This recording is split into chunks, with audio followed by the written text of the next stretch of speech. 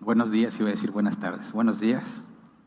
El tema, el día de hoy vamos a ver milagros, parte número 3, y voy a hacer un breve resumen de lo que vimos la semana pasada para ubicarnos dónde estamos y qué vamos a estudiar el día de hoy.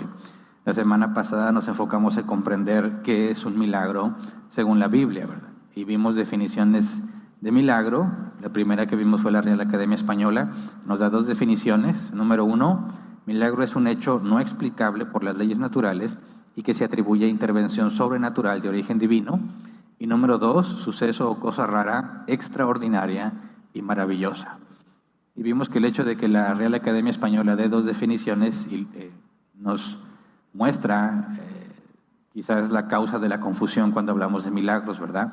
La gran mayoría de nosotros, o de las personas en común, hablamos de milagro como si fuese un suceso o cosa rara, extraordinaria y maravillosa, y muy pocos utilizan la definición de algo no explicable por las leyes naturales y se atribuye a Dios. Entonces, cuando hablemos de milagros hay que hacer la aclaración qué definimos o cuál es la definición que estamos usando para hablar de milagro y mostrar que cuando hablamos de algo que no es explicable por las leyes naturales, estamos hablando de algo objetivo y no algo subjetivo. Algo que a ti te parece maravilloso no es necesariamente lo mismo para otro que lo percibe. Entonces, al hablar de milagros, lo que estamos haciendo en este tema, estamos hablando de aquello que es una excepción a las leyes naturales, de manera que solo Dios podría hacerlo. Vimos una definición de R.C. Sproul, dice: un milagro es una obra extraordinaria realizada por el poder inmediato de Dios en el mundo externo perceptible. Es un acto contra la naturaleza que solo Dios puede hacer. Y me gusta esta definición porque me parece que expresa correctamente cuando dice es un acto contra la naturaleza que solo Dios puede hacer. Y eso es esa es la definición que estamos usando para poder explicar los temas que venimos estudiando, y dijimos también que la Biblia no nos da una palabra equivalente a nuestro concepto de milagro. No hay nada en la Biblia que se traduzca como milagro así como lo entendemos nosotros. Pero eso no significa que no sea bíblico, ¿verdad? Lo mismo sucede con la palabra Trinidad. Cuando hablamos de la Trinidad estamos hablando de un concepto que deducimos de la Escritura, aunque la palabra Trinidad no aparece en la Escritura. De la misma manera, cuando hablamos de milagro, estamos hablando de un concepto que se deduce de la Escritura, pero que esa palabra no está en la Biblia, a pesar de que nuestras traducciones, Reina Valera 60, NBI, Traducción Lenguaje Actual, etc., se nos traducen algunas palabras griegas como milagro, pero no es así. No es una traducción correcta. O sería de acuerdo a la segunda definición, según la Real Academia Española, ¿verdad? Algo asombroso y maravilloso. El concepto de milagro lo derivamos de 3 palabras griegas específicas. Leímos en Hebreos capítulo 2, versículo 3 al 4, dice: ¿cómo escaparemos nosotros si descuidamos una salvación tan grande? Esta salvación fue anunciada primeramente por el Señor, y los que la oyeron nos la confirmaron. A la vez, Dios ratificó su testimonio acerca de ellas con señales, prodigios, diversos milagros y dones distribuidos por el Espíritu Santo según su voluntad. La parte de los dones distribuidos no tiene que ver con el milagro en sí, ¿verdad? Eso es lo que Dios hizo en su iglesia. Pero la parte de señales, prodigios y diversos milagros, la palabra aquí milagros no está correctamente traducida. La palabra aquí milagros es dunamis, poder para hacer, capacidad para hacer. Entonces, si tomamos estas 3 palabras y el propósito que tienen cuando nos dice la Escritura que son para ratificar el mensaje de Jesús, ratificar la salvación que enseñó y predicó Jesús, entendemos que cuando hablamos de un milagro, tiene que tener estas 3 características. La palabra señales, el griego se traduce igual, señal, es algo que apunta especialmente a algo, ¿verdad? Y cuando hablamos de algo que es una señal, hablamos de un signo, hablamos de significado. Cuando vemos que algo es una señal, estamos diciendo apunta a algo o a alguien específicamente. Cuando hablamos de prodigios, el griego se nos traduce como maravilla, es algo, según el diccionario Helps, algo hecho para provocar una reacción en los espectadores, un evento extraordinario con un efecto sobrenatural dejado en todos los que lo presenciaron. Es, digamos en términos mexicanos, lo que te apantalla, ¿verdad? Que dices, wow, esto es asombroso. Eso es lo que la palabra griega theras se nos traduce como maravilla. Y cuando hablamos de dunamis es la capacidad para realizar, que en algunas ocasiones se nos traduce como milagros. Entonces, si queremos detectar un milagro o reconocer un milagro, tenemos que ver que es una señal que apunta a Dios, que es algo que te deja asombrado, y tercero, que es algo que solo Dios podría hacer. De ahí que hablamos como de una excepción a las leyes naturales.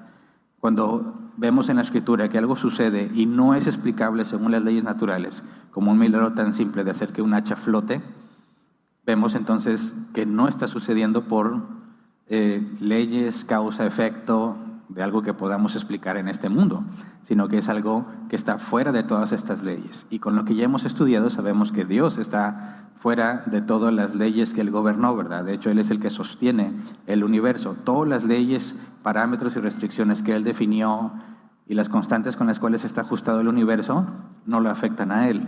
De manera que cuando vemos que hay algo que no se ajusta, no se sujeta a las leyes naturales, estamos hablando de algo que solo Dios puede hacer. Y vimos que estas tres palabras no nada más se utilizan en este pasaje, sino que se utilizan constantemente para definir a alguien que realmente viene de parte de Dios. Y vimos que también se le aplicó estas mismas tres palabras a Esteban. Cuando hablamos de una señal, vimos varios ejemplos bíblicos y dijimos que el Evangelio de Juan, el apóstol Juan, utiliza especialmente la palabra señal para referirse a los milagros. Por ejemplo, cuando Jesús volcó las mesas y echó fuera a los mercaderes, la gente le dijo, ¿qué señal puedes mostrarnos para actuar de esta manera? Es decir, ¿cómo nos muestras que tienes autoridad de parte de Dios para hacer esto que nuestros propios dirigentes aprueban? Le pidieron una señal. Cuando Nicodemo se acercó a Jesús, le dijo, nadie podría hacer las señales que tú haces si Dios no estuviera con él. Reconoce que las obras de Jesús son una señal de que viene de parte de Dios. Es decir, que el poder que Jesús usa para hacer los milagros que hace necesariamente proviene de Dios, porque solo Dios puede hacer esas cosas. Y vimos un tercer ejemplo. Moisés le preguntó a Dios, ¿y qué hago si no me creen ni me hacen caso? Y Dios le dijo que mostrara tres señales, ¿verdad? La vara que se convierte en serpiente, la mano que se pone leprosa y el agua convertida en sangre. ¿Cuál era el propósito de estas señales? Demostrar que Dios lo había mandado. ¿Por qué? Porque solo Dios puede hacer eso. Entonces, hicimos una pregunta que me parece que puede hacernos entrar en conflicto. Si tú fuiste enviado de parte de Dios, ¿cómo muestras que Dios te envió? Cuando decimos que Jesús nos envió y envió a sus discípulos a predicar el Evangelio, ¿qué evidencia damos? ¿Qué señal damos? ¿Qué milagro damos de que pruebe que Dios nos mandó? Decíamos, no necesitamos nosotros ninguna señal si nuestro Evangelio es el mismo que la Biblia dice. Porque si nuestro Evangelio es bíblico, basta citar los milagros que hicieron los apóstoles, los milagros que hizo Jesús, para probar que el mensaje era correcto. De manera que todo aquel que traiga una enseñanza o doctrina que no se ajuste a la Escritura, pero afirma que viene de parte de Dios, tendría que darnos una señal, tendría que hacer un milagro que muestre que realmente viene de parte de Dios. Y esa es la señal más sana, lógicamente hablando, y bíblicamente hablando, que todos deberíamos de pedir a alguien que afirma que viene de parte de Dios.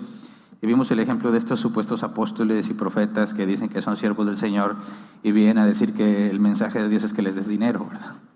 Digamos, bueno, en ninguna parte de la Escritura dice eso. Necesito que me des una señal para creerte.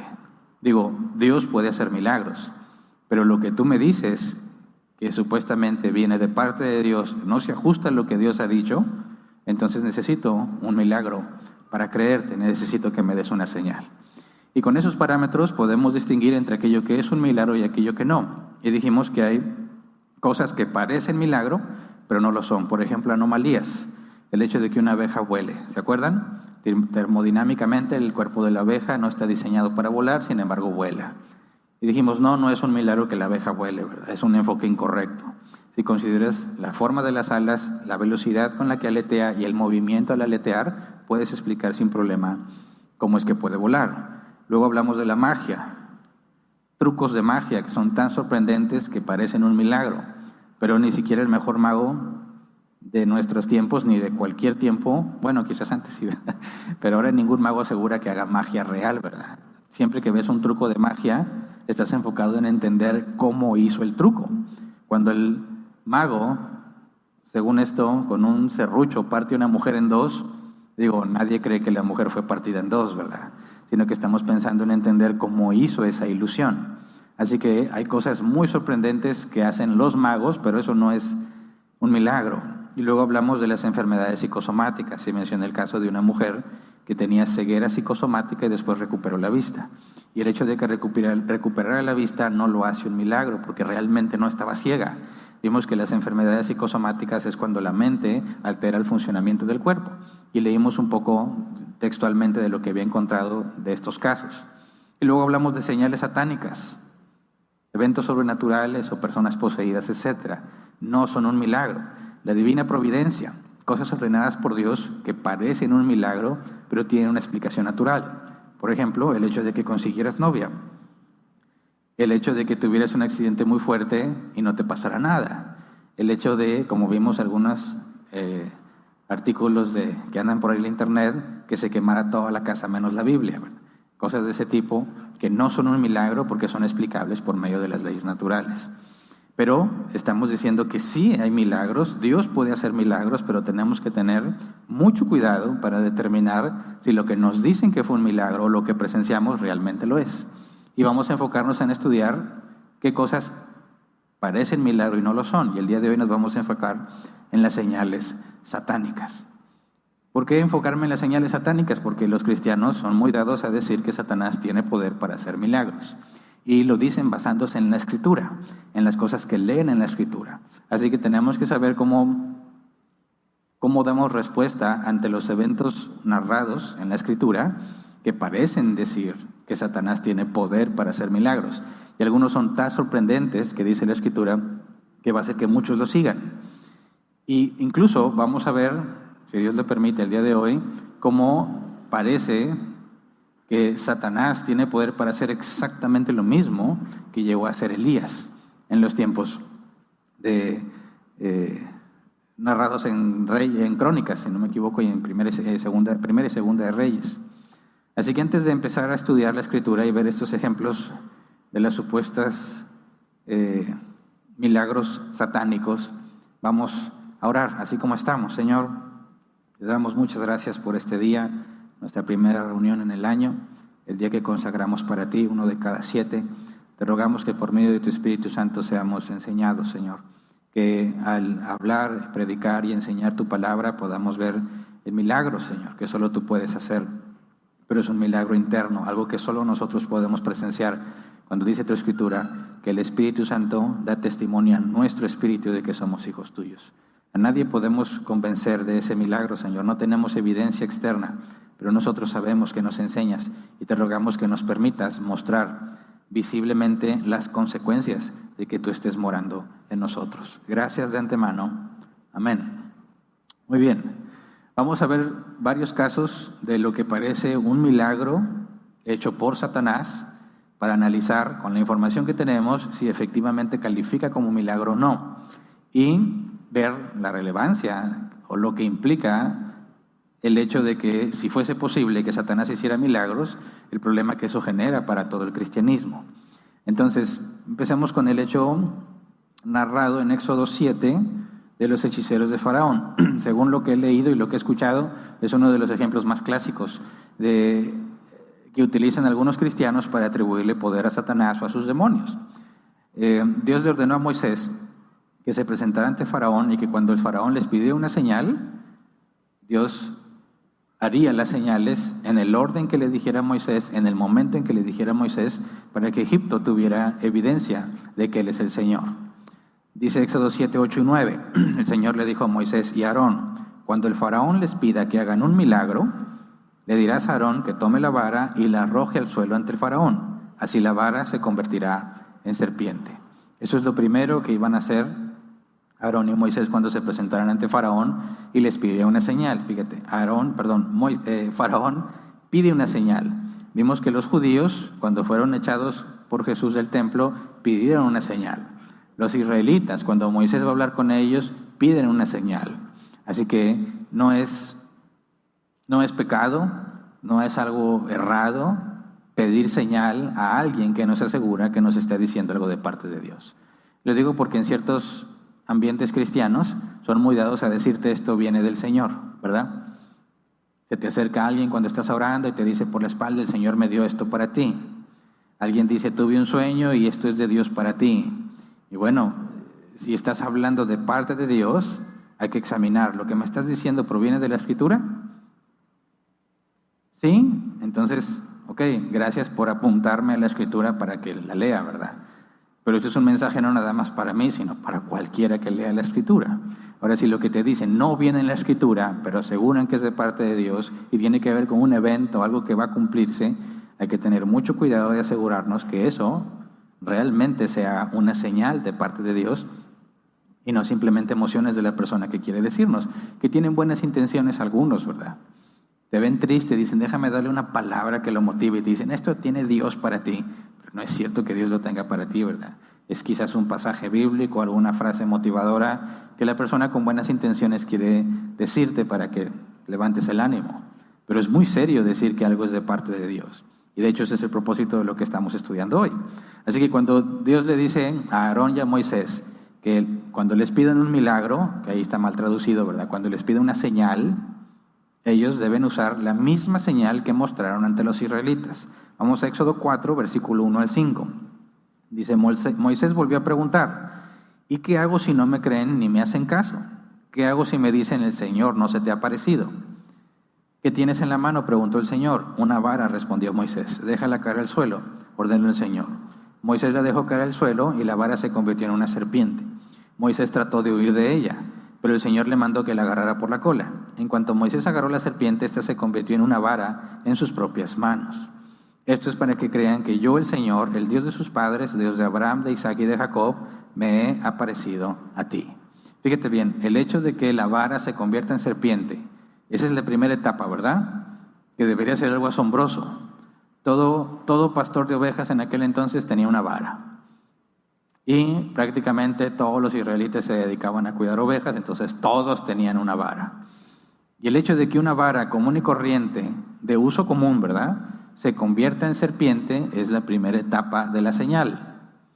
Es asombroso que una vara se convierta en serpiente, pero no es la señal completa. La segunda etapa de esa señal es que la serpiente regrese a su forma inicial y que sea una vara nuevamente, ¿verdad? Fíjate bien, es una señal compuesta en dos partes. Materia inanimada convirtiéndose en una serpiente viva. Y luego la serpiente viva regresando a ser materia inanimada. Eso no es explicable con las leyes naturales. Eso definitivamente sería un milagro, ¿verdad? Ahora, por medio de ese milagro de dos etapas, la gente creería que el Dios de sus padres, dice Dios de Abraham, de Isaac y de Jacob, se ha parecido a Moisés. Vemos que ahí está claramente la definición de un milagro, ¿verdad? Algo que apunta a Dios, algo que solo Dios puede hacer. Ahora, ¿qué pasaría si haces esa señal en presencia de Faraón? Y Faraón lo ve con sus propios ojos. ¿Qué esperarías que pase? Lo mismo que pasó con los israelitas, que crean que efectivamente Dios ha enviado a Moisés. Ahora, quiero aclarar que un milagro no es prueba o evidencia de que Dios existe.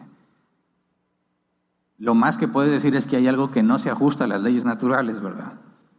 Para probar que Dios existe, ya lo estudiamos, ¿verdad?, en los últimos meses. Así que cuando hablamos de un milagro en este sentido, estamos incluyendo al mensajero que asegura traer mensaje de parte de Dios.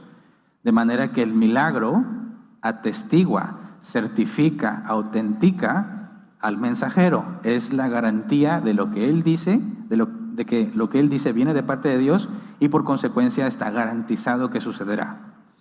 Entonces, ¿qué esperas que suceda cuando Moisés lo muestra este milagro a los israelitas? Que crean, ¿verdad? Y le creyeron temporalmente.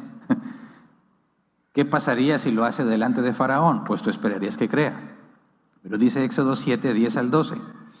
Moisés y Aarón fueron a ver el Faraón y cumplieron las órdenes del Señor. Aarón arrojó su vara al suelo entre el Faraón y sus funcionarios y la vara se convirtió en serpiente. Pero el Faraón llamó a los sabios y hechiceros y mediante sus artes secretas también los magos egipcios hicieron lo mismo. Cada uno de ellos arrojó su vara al suelo y cada vara se convirtió en una serpiente. Sin embargo, la vara de Aarón se tragó las varas de todos ellos. Ahora, cuando dice que la vara de Aarón se tragó las varas, no está hablando de se convirtió en vara y la vara se tragó a las otras, ¿no? Sino la vara convertida en serpiente, ¿verdad? Y cuando dice la vara de Aarón, es porque Aarón la arrojó en ese momento, pero la vara era de Moisés. Entonces ahí nos podemos confundir y decir, ¿de quién era la vara? ¿De Moisés o de Aarón? porque intercambiablemente habla de la vara como si fuese de Moisés y también de Aarón. No, la vara es de Moisés, pero cuando Aarón la arroja, se explica como la vara de Aarón, no porque le pertenece, sino porque él la arrojó. Entonces, la misma señal que Dios le dijo a Moisés, que era garantía de que Dios lo había enviado, según leemos, los hechiceros, magos y hechiceros, hicieron lo mismo. Esto indicaría que el poder que Dios tiene para hacer esa señal, también lo tienen los magos y hechiceros, ¿verdad? Cuando hablamos de magos o hechiceros, dice el comentario Pulpit, la magia fue objeto de mucha atención y estudio en Egipto, y es evidente por los muchos escritos que lo mencionan. Es decir, era algo en lo cual se enfocaban realmente, en la magia, y había personas dedicadas a hacer magia, y eran normalmente sacerdotes de alguna deidad en específico, o mediadores entre algunas deidades y el pueblo egipcio, o simplemente eran considerados hombres sabios. Dice, su magia consistía en gran medida en amuletos que se creía que tenían poder sobre los hombres y las bestias, especialmente sobre los reptiles. Así que hacer magia con reptiles era el pan de cada día para los egipcios, ¿verdad? Era algo común para ellos. Ver personas haciendo magia con reptiles era común. Dice, los sabios y hechiceros eran personas que se dedicaban al estudio de estos temas. Se desconoce, sin embargo, el poder que tenían estos sabios. Dice también el comentario Púlpito, estos sabios estaban preparados de antemano para enfrentar a Moisés, así que se considera que tenían serpientes, entre comillas, encantadas, que parecían varas, y las desencadenaban o desencantaban para demostrar que no eran varas en realidad, sino serpientes. Es decir, el comentarista nos dice, algo estaba pasando ahí con explicación natural. Si están acostumbrados a hacer magia con reptiles, no debió ser muy difícil para ellos encontrar la manera de que una serpiente se quede rígida, para luego, de alguna manera, hacer que vuelva a la normalidad. Y nos habla de serpientes encantadas. Todos, me imagino, hemos visto esto del hombre con una flauta y la serpiente en una canasta, ¿verdad? ¿Y por qué decimos que está encantada la serpiente? Porque se queda quieta, se queda fija, ¿verdad? Decimos, la serpiente a veces empieza como a bailar. Dice, la serpiente baila con la música, pero las serpientes son sordas, ¿verdad? No oyen, se guían por las vibraciones. Y algunas por la lengua. Entonces, ¿qué es lo que hace que una serpiente se quede encantada? Las vibraciones que percibe en la flauta, y aparte están amaestradas. Y si investigas un poco más, sabes que son animales entrenados que normalmente no les daban de comer y asociaban las vibraciones de la flauta con la comida. De hecho, lo hacemos eso con nuestras mascotas, ¿no? Cuando el animalito, en el caso de la serpiente, tiene mucha hambre y cada que le das de comer utilizas la flauta para que asocie las vibraciones con la hora de comer, vas a encontrar que el animal se va a quedar plenamente concentrado en lo que está sucediendo porque sabe que le corresponde la comida.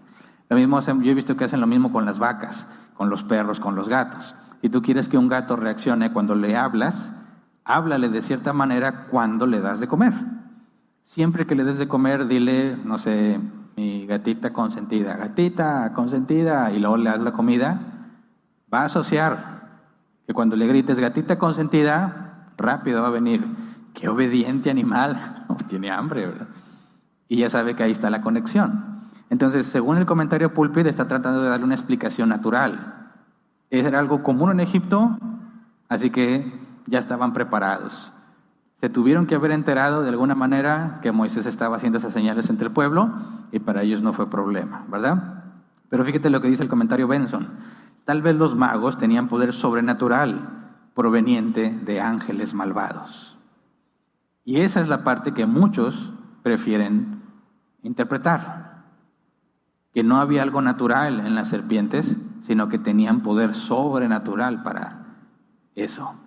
O sea, que hay personas que concluyen que efectivamente estos magos tenían poder no de ellos mismos, porque no es del ser humano ese tipo de poderes, pero de alguna entidad espiritual maligna. ¿Por qué maligna? Porque está poniéndose a lo que Dios está ordenando. Moisés iba con el mensaje, deja ir a mi pueblo. Dios ordena que dejes ir a mi pueblo. Entonces los sacerdotes, cuando hacen el mismo milagro, supuestamente, están en clara oposición a lo que Dios mandó. Por lo tanto, tendrían que ser entidades malignas. Un ángel malvado, o el príncipe de todos ellos sería Satanás. Entonces, este es poder satánico, ¿verdad? Un dato al margen, 2 Timoteo 3:8 nos habla de los nombres que la tradición les asignaba a los 2 sacerdotes principales que se pusieron a Moisés. Dice, del mismo modo que Janes y Jambres se pusieron a Moisés, también esta gente se opone a la verdad. Son personas de mente depravada, reprobadas en la fe. Fíjate, hasta aquí nos ponen el nombre. Al menos 2 de ellos serían los más importantes. Ahora el punto es, ¿cómo es que esta señal que solo Dios hace de hacer que una vara, materia inanimada, cobre vida y esté organizada de tal manera que sea como una serpiente? Se supone que eso solo Dios lo puede hacer. Sin embargo, leímos que dice, cada uno de ellos arrojó su vara al suelo y cada vara se convirtió en una serpiente. ¿Qué reacción generó eso en Faraón? Que desacreditara por completo el milagro que Moisés mostraba, ¿verdad? Porque si Moisés dice, mira, esta es una señal de que Dios me ha enviado, y sus magos y hechiceros pueden hacer lo mismo, entonces no hay nada que indique que Moisés realmente viene de parte de Dios, ¿verdad? Desacreditan por completo lo que Moisés estaba haciendo. Entonces, ¿por qué Faraón no creyó? Porque no era una señal. Digo, sería lo más razonable que puedes hacer, ¿verdad? No sabemos si Faraón cree que sus magos y hechiceros tienen poder sobrenatural. Tal vez no. Tal vez piensa que son buenos haciendo trucos, ¿verdad? El punto es que si Moisés viene con una supuesta señal y tú tienes a tus magos que pueden imitar lo mismo, dices, no, eso no es una señal. ¿Por qué? Fíjate, hasta Faraón entiende el significado de milagro. ¿Por qué? Porque eso se puede explicar de otra manera, ¿verdad? No es ninguna evidencia que indique que Dios, ese Dios del que tú hablas, te mandó, porque mis magos también pueden hacerlo. Entonces, si te fijas, desde la postura de Faraón está haciendo algo razonable. Está razonando correctamente. Está descartando a Moisés como un verdadero enviado de parte de Dios. Pero la pregunta es, ¿fue un milagro lo que hicieron esos magos y hechiceros? ¿O no? ¿Hicieron lo mismo que Moisés hizo? No. ¿Por qué? Acuérdate que era un milagro en 2 fases. La vara se convierte en serpiente y luego la serpiente regresa a ser vara. No otra vara, la misma vara, ¿verdad? Ahora, ¿qué tan probable sea que puedas falsificar el hacer que una vara se convierta en serpiente por medio de algún truco? Pues no sería mucho problema, ¿verdad? Yo he visto trucos mucho más impresionantes que eso. Pero hacer que la serpiente regrese a ser vara, o sea, las 2 cosas juntas, ¿verdad? Aquí está la vara, se convierte en serpiente, tomo la serpiente por la cola como hizo Moisés y se convierte en vara. Eso no se puede falsificar, eso no se puede imitar. Eso sería prueba auténtica de que la materia inerte cobra vida y luego regresa a ser materia inerte. Pero los hechiceros no lo hicieron. ¿Por qué no lo hicieron? Porque la serpiente de la vara de Moisés se tragó a las demás. Entonces alguien puede decir, pues no les dieron chance, ¿verdad? No les dieron chance, quizás después de que Aarón tomara la serpiente y se convirtiera en vara, quizás los hechiceros iban a hacer lo mismo. El punto es que no tuvieron la oportunidad. Dios hizo, fíjate bien, esto es lo extraño que tenemos que considerar. Si realmente es una falsificación y ellos no están convirtiendo la vara en serpiente, sino que es una especie de truco, porque están acostumbrados a trabajar con reptiles, ¿no sería muy fácil delatarlos al permitir que cuando Aarón tomara su serpiente y se convirtiera en vara, esperar que los magos hagan lo mismo y definitivamente no van a poder hacerlo? Y eso dejaría en evidencia que fue solamente un truco, que realmente no es una señal como la que Moisés tiene. Pero en lugar de que eso pase, o en lugar de que Dios permita que queden en evidencia, Dios hace que la serpiente se coma a las varas de ellos. De manera que cuando Aarón toma de nuevo a la serpiente y se convierte en vara, ningún hechicero puede ni tiene la capacidad de demostrar que pueden hacer eso mismo. Así que se queda como confirmado, en cierta manera, que los hechiceros tuvieron el mismo poder, aunque sus serpientes eran más débiles que la que hizo aparecer Aarón, ¿verdad? Pero el punto es entonces, a Dios le falló. Dios le dijo, mira Moisés, tú ve y esa es una señal para que me crea. Y luego imagínate a Dios viendo cuando Aarón tira la vara y se convierte en serpiente, bien contento, ¿verdad? Y luego llegan los magos y hacen lo mismo. Y Dios dijo, ¡ah! sea, no me la esperaba. ¿Y ahora qué voy a hacer? No, pues que se las coma para que vean que mi serpiente es más fuerte que la de ellos. ¿Tú crees? ¿Qué significa o por qué está ese detalle de que la serpiente de Aarón se comió a las demás? Digo, sí podría decir, bueno, pues la serpiente de ellos está más fuerte, ¿verdad? Pero ese no es el punto, ¿verdad? Eso no probaría nada.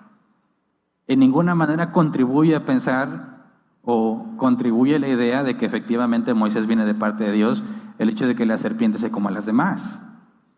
Lo único que hace, o lo único que hizo que la serpiente se coma a las demás es que evita que los demás hechiceros muestren que tienen el mismo poder que la vara de Aarón, de Moisés, que arrojó Aarón. Pero Dios está estorbando, por así decirlo, está asegurándose que no puedan dar prueba de que ellos tienen el poder también para volver a tomar la serpiente. Dios asegura que no pase eso. Era muy fácil esperar a que eso pasara. Entonces, ¿por qué? Bueno, pues porque si tú lees capítulo 6, y ahorita lo vamos a leer más adelante el pasaje específico, Dios dijo, Faraón no te va a creer a pesar de las señales. Yo haré, dice, endureceré el corazón de Faraón. Y bueno, eso tendríamos que estudiarlo más a profundidad, pero hay 3 veces o 3 situaciones diferentes donde se habla del corazón de Faraón endurecido. Cuando dice que continúa endurecido, cuando dice que Faraón endureció su corazón y cuando dice que Dios endureció el corazón de Faraón. 3 formas de endurecimiento del corazón de la misma persona. Permanece endurecido, Faraón endurece su corazón o Dios endurece el corazón de Faraón. Pero esa era la intención de Dios. La intención de Dios no es que Faraón viera la señal y creyera, sino que no crea a pesar de las señales que va a ver. Y eso es muy importante, y ahorita voy a regresar a ese punto, así que guárdalo ahí en tu mente un momento. Pero supongamos, concedamos que fue algo sobrenatural. Digo, yo no creo, y ahorita les voy a mostrar por qué. Yo no creo que sea algo sobrenatural. Pero supongamos que fue algo sobrenatural, y supongamos que efectivamente Satanás tiene poder para hacer milagros. Milagros en la definición que estamos estudiando. ¿Qué implicaría esto para nosotros, para el cristianismo? Bueno, consideremos este pasaje. Hechos capítulo 2, versículo 22. Hechos 2, 22. Dice, pueblo de Israel, escuchen esto. Está Pedro hablando con la gente. Jesús de Nazaret fue un hombre acreditado por Dios ante ustedes con milagros, señales y prodigios, los cuales realizó Dios entre ustedes por medio de él, como bien lo saben. Aquí están otra vez estas 3 mismas palabras. ¿Y para qué las está utilizando Pedro? Jesús de Nazaret, hombre acreditado por Dios, por medio de milagros, señales y prodigios. Milagros, dunamis. Señales y prodigios están traducidos correctamente. Entonces, los milagros que Jesús realizó acreditan que Jesús es quien dijo ser, que Él es el Hijo de Dios, ¿verdad? Ahora vamos a Hechos 17, versículo 30 al 31. Dice, pues bien, Dios pasó por alto aquellos tiempos de tal ignorancia, pero ahora manda a todos en todas partes que se arrepientan.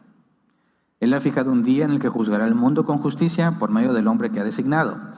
De ello ha dado pruebas a todos al levantarlo de entre los muertos. Que alguien resucite es un milagro, no reencarna, ¿verdad? No estamos hablando de reencarnación. La reencarnación es la idea de que te mueres y luego vuelves a nacer, pero no eres el mismo, sino que eres otra persona, estás en otro cuerpo, ¿verdad? Y hay muchas personas que aseguran que ellos tienen pruebas de la reencarnación porque ellos se acuerdan de cosas que nunca vivieron y que esas cosas concuerdan con lo que otro vivió, ¿verdad? Y ese sería otro tema, tratar de explicar qué es eso. Pero la reencarnación no puede haber evidencia más que estos supuestos recuerdos de algo que sucedió. La resurrección, es decir, yo estaba muerto, había evidencia de que estaba muerto, pero ahora estoy vivo y soy el mismo. Es decir, mi cuerpo, como el de Lázaro, que murió y pasó varios días muerto, el cuerpo entró en descomposición. Cuando Jesús dijo, remuevan la piedra, le dijeron, maestro, ya hiede. ¿Por qué? Porque el cuerpo está pudriéndose. Jesús como quiera dijo, quiten la piedra, y le ordenó a Lázaro que saliera fuera. Y Lázaro se repuso y salió. Es imposible explicar eso por las leyes naturales. Ahora sí pasa de que tuvieron ¿cómo le llaman? Que tuvo una especie de paro cardíaco y estuvo temporalmente muerto y luego despertó, ¿verdad? Algunos que ya no tienen signos vitales y por medio de, ¿cómo le llaman? Acciones de resucitamiento, si no me equivoco, o por medio de algún equipo logran hacerlo, logran reanimarlo. No es lo mismo que el caso de Lázaro, ¿verdad? Eso no califica como un milagro. Todavía estás usando leyes naturales y biológicas para tratar de reanimar el cuerpo, pero en el caso de Lázaro, con varios días muerto, el cuerpo en descomposición y regresa otra vez la misma persona, el mismo cuerpo, eso es un milagro. Y por medio de los milagros, dice Pablo, porque está hablando aquí a los griegos, que no conocen al Dios de Israel, no conocen la Escritura, no conocen nada acerca de Jesús. ¿Y qué es lo que dice Pablo? Dios mostró que este Jesús, el que va a juzgar a todos, es realmente quien dijo ser cuando lo resucitó de entre los muertos, por medio de un milagro. Entonces, Pedro le dice a los que testiguaron el ministerio de Jesús, ninguno debe dudar de lo que Jesús dijo por los milagros que hizo. Y a los que no conocieron a Jesús ni supieron nada de él, les dijo, Jesús es quien dijo ser, Él es el que va a juzgar a todos, vivos y muertos, cuando Él regrese, por medio de un milagro, el milagro de la resurrección. Y en los dos casos, a los que conocieron a Jesús y a los que no, los milagros son los que demuestran que Jesús realmente es el Hijo de Dios. El punto es que si Satanás también puede hacer milagros, ¿cómo podríamos nosotros decir que Jesús es quien dijo ser? ¿Cómo podríamos decir que tenemos evidencia de que Dios mandó a Jesús si Satanás puede hacer lo mismo?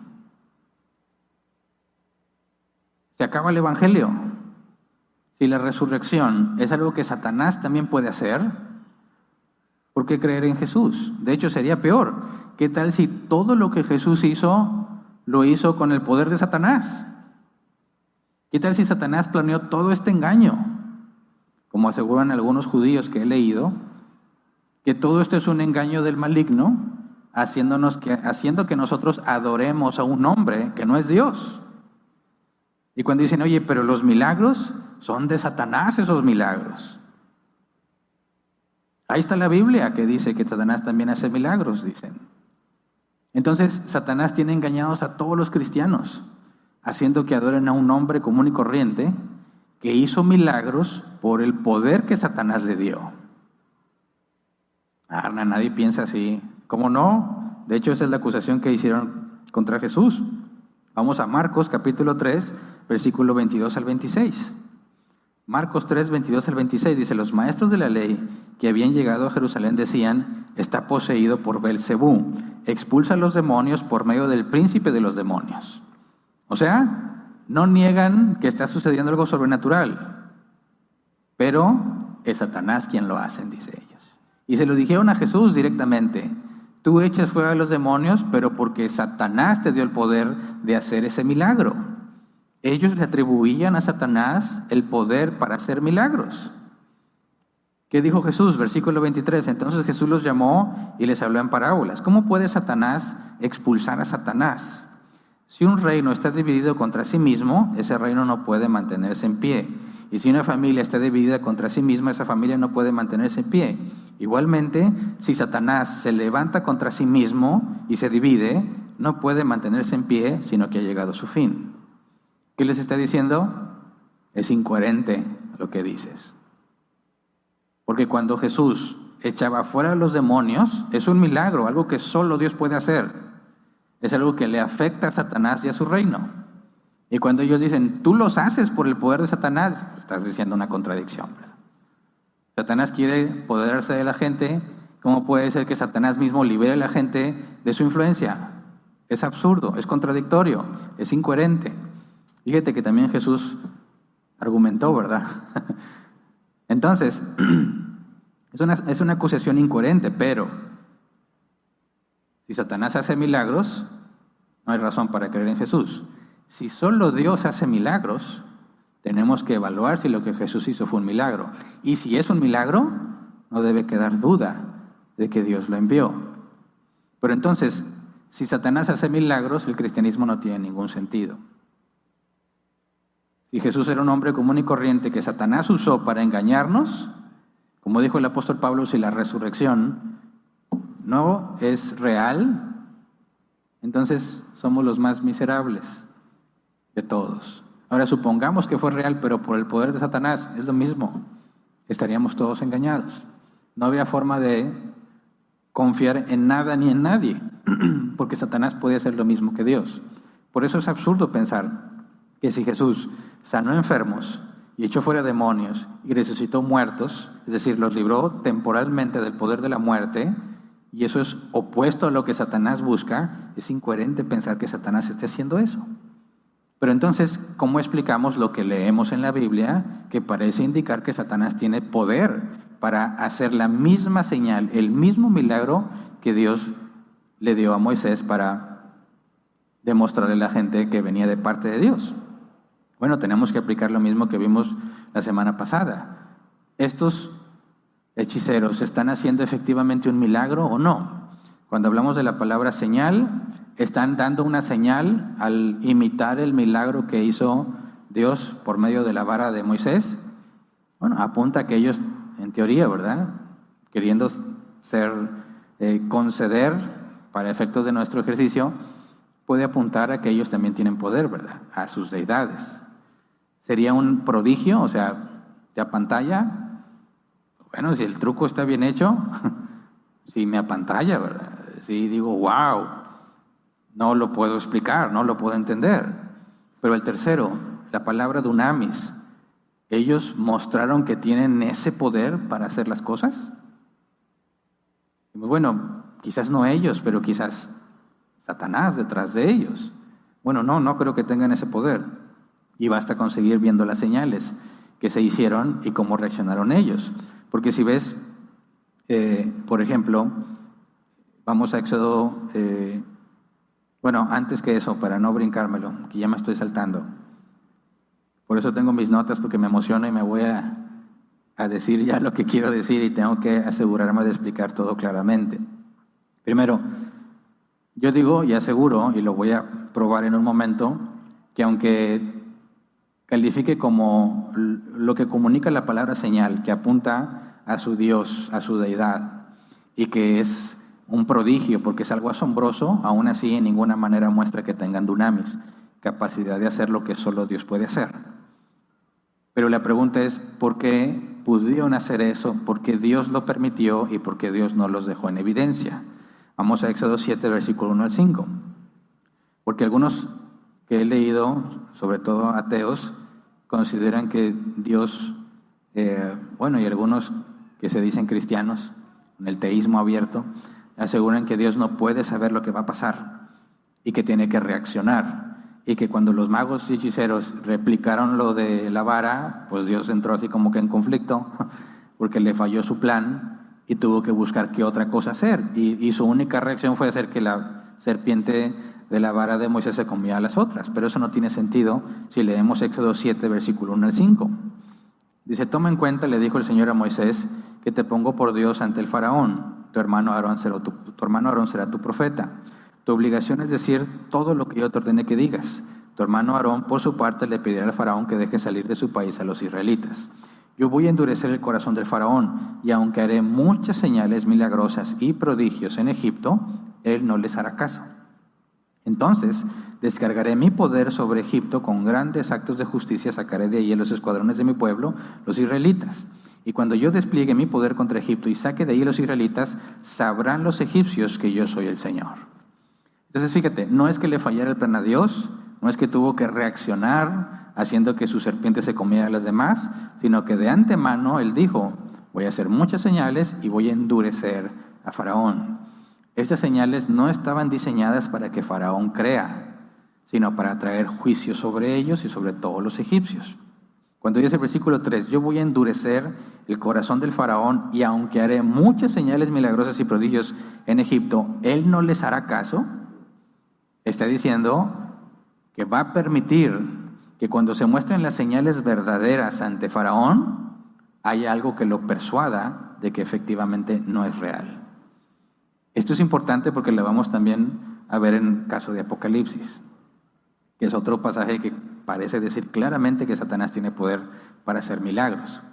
Es Dios quien está diciendo, a pesar de las señales, Faraón no va a creer. Él se encarga de que no crea, de que permanezca en incredulidad. Ahora, vamos a lo que hicieron los magos, porque al principio hacen la primera etapa del milagro, aparentemente la vara se convierte en serpiente, no tuvieron la oportunidad de hacer la segunda etapa. Luego, sucedió cuando convirtió Moisés el agua en sangre. Éxodo 7, versículo 20 al 23, dice: Moisés y Aarón cumplieron las órdenes del Señor en presencia del faraón y de sus funcionarios. Aarón levantó su vara y golpeó las aguas del Nilo, y toda el agua del río se convirtió en sangre. Murieron los peces que había en el Nilo, y tan mal olía el río que los egipcios no podían beber agua de ahí. Por todo Egipto se veía sangre. Sin embargo, mediante sus artes secretas, los magos egipcios hicieron lo mismo. De modo que el faraón endureció su corazón, y tal como el Señor lo había advertido, no les hizo caso ni a Aarón ni a Moisés. Como si nada hubiera pasado, se dio media vuelta y regresó a su palacio. Así que los magos imitaron también lo del agua convirtiéndose en sangre. Y luego imitaron también la señal de las ranas. Cuando vino la plaga de ranas, ellos pudieron hacer lo mismo, pero entraron en problemas con la plaga de mosquitos, que la Reina Valera 60 traduce como piojos. Vamos a leer Éxodo 8, versículos 16 al 19. Dice: el Señor le ordenó a Moisés que le dijera a Aarón: extiende tu vara y golpea el suelo, para que en todo Egipto el polvo se convierta en mosquitos. Así lo hizo, y Aarón extendió su brazo, golpeó el suelo con la vara, y del polvo salieron mosquitos que picaban a hombres y animales. En todo Egipto el polvo se convirtió en mosquitos. Los magos, recorriendo sus artes secretas, trataron también de producir mosquitos, pero no pudieron. Mientras tanto, los mosquitos picaban a hombres y animales. En todo esto anda la mano de Dios, admitieron los magos ante el faraón, pero éste había endurecido su corazón, así que no les hizo caso, tal como el Señor lo había advertido. Entonces aquí es donde ya los magos no pudieron replicar lo que hacía Moisés por medio de Aarón. Cuando nos habla de mosquitos, la palabra hebrea es ken, que se traduce como mosquito, pero también se traduce como piojos. Entonces no se sabe con certeza si era una plaga de mosquitos o plaga de piojos. Pero si suponemos que eran mosquitos, la etapa de gestación del mosquito es huevo, larva, pupa y adulto. Las etapas de larva y pupa deben estar en agua, por lo tanto los mosquitos no pueden provenir del polvo de forma natural. Luego, solo las hembras necesitan sangre para vivir. De manera que si se levantaron puros mosquitos del polvo y picaban a los hombres, tuvieron que ser puras hembras, ¿verdad? Cosa que tampoco sucede naturalmente. Entonces se requiere agua para producir mosquitos, y estos no vinieron del agua, sino del polvo. Y luego la característica adicional es que son puras hembras, porque todas van y pican a las personas. Dice: y a los animales. Comentario de Barnes. Dice: los mosquitos eran temidos no solo por el dolor y la molestia que causan, sino también porque se dice que penetraban en el cuerpo a través de las fosas nasales y las orejas. Imagínate, no nada más te pican, sino que tratan de entrar en ti por medio de las orejas y las fosas nasales. Comentario hélico: se dice que atacan no solo las partes expuestas de la piel, sino especialmente las orejas, las fosas nasales y los ojos, donde causan un gran daño. Así que es sobrenatural. No se puede explicar que los mosquitos, si son mosquitos, provengan del polvo. En la plaga pasada de las ranas salieron del Nilo. Y ellos pudieron hacer lo mismo, pero eso es lo normal. Las ranas vienen de su proceso natural, que hay un huevo, y luego eclosiona, y luego tienes un renacuajo, y de ahí viene la rana. Estaban en su ambiente. En el caso de los mosquitos, es algo totalmente antinatural. Luego, si la traducción correcta es piojos, las etapas de gestación del piojo son huevo, larva y adulto. En la etapa de huevo, este debe estar pegado al cabello humano cerca de la base, si no el huevo no prospera. Los piojos necesitan estar en la cabeza humana para poder eclosionar y empezar a picar, ¿verdad? Cuando ya tienen la madurez suficiente, pero estos salieron del polvo. Segundo, los piojos no se alimentan de humanos y bestias. Hay piojos que se alimentan de humanos exclusivamente y hay otros que se alimentan de animales. pero no de los dos. Así que también es algo que no corresponde a la naturaleza del piojo. Este es un efectivo milagro, ¿verdad? Y no pudieron replicarlo los magos. ¿Y a qué concluyeron los magos? En todo esto anda la mano de Dios. Ahora piensa, si ellos tuvieran el poder de Satanás para hacer que la vara se convierta en serpiente, literalmente, materia inanimada se convierte en un ser viviente, ¿qué tan difícil era crear mosquitos? Sería exactamente lo mismo, de algo inanimado como el polvo, traer un ser vivo como un mosquito o como un piojo. Si realmente tenían poder de convertir la vara en serpiente, no debió ser problema traer mosquitos del polvo, porque en esencia es lo mismo. Pero ¿qué es lo que pasa? Ellos reconocieron, en todo esto anda la mano de Dios.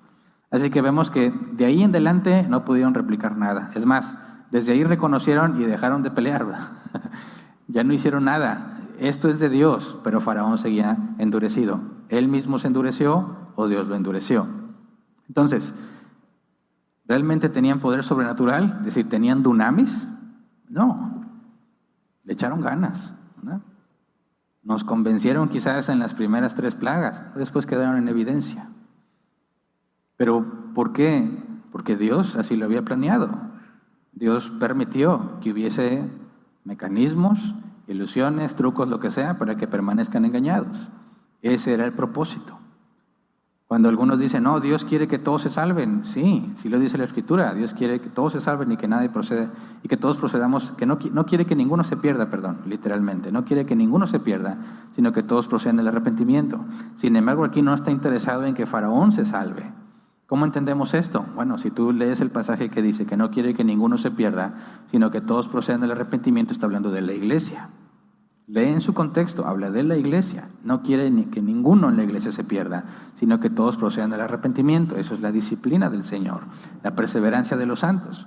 Pero acá está hablando de alguien que no tiene nada que ver con la iglesia, con Faraón. Ahora, entonces, los sacerdotes y los magos tenían capacidad de hacer milagros porque Satanás estaba detrás de ellos. No dudo que esté con ellos, pero no hay ningún milagro aquí registrado.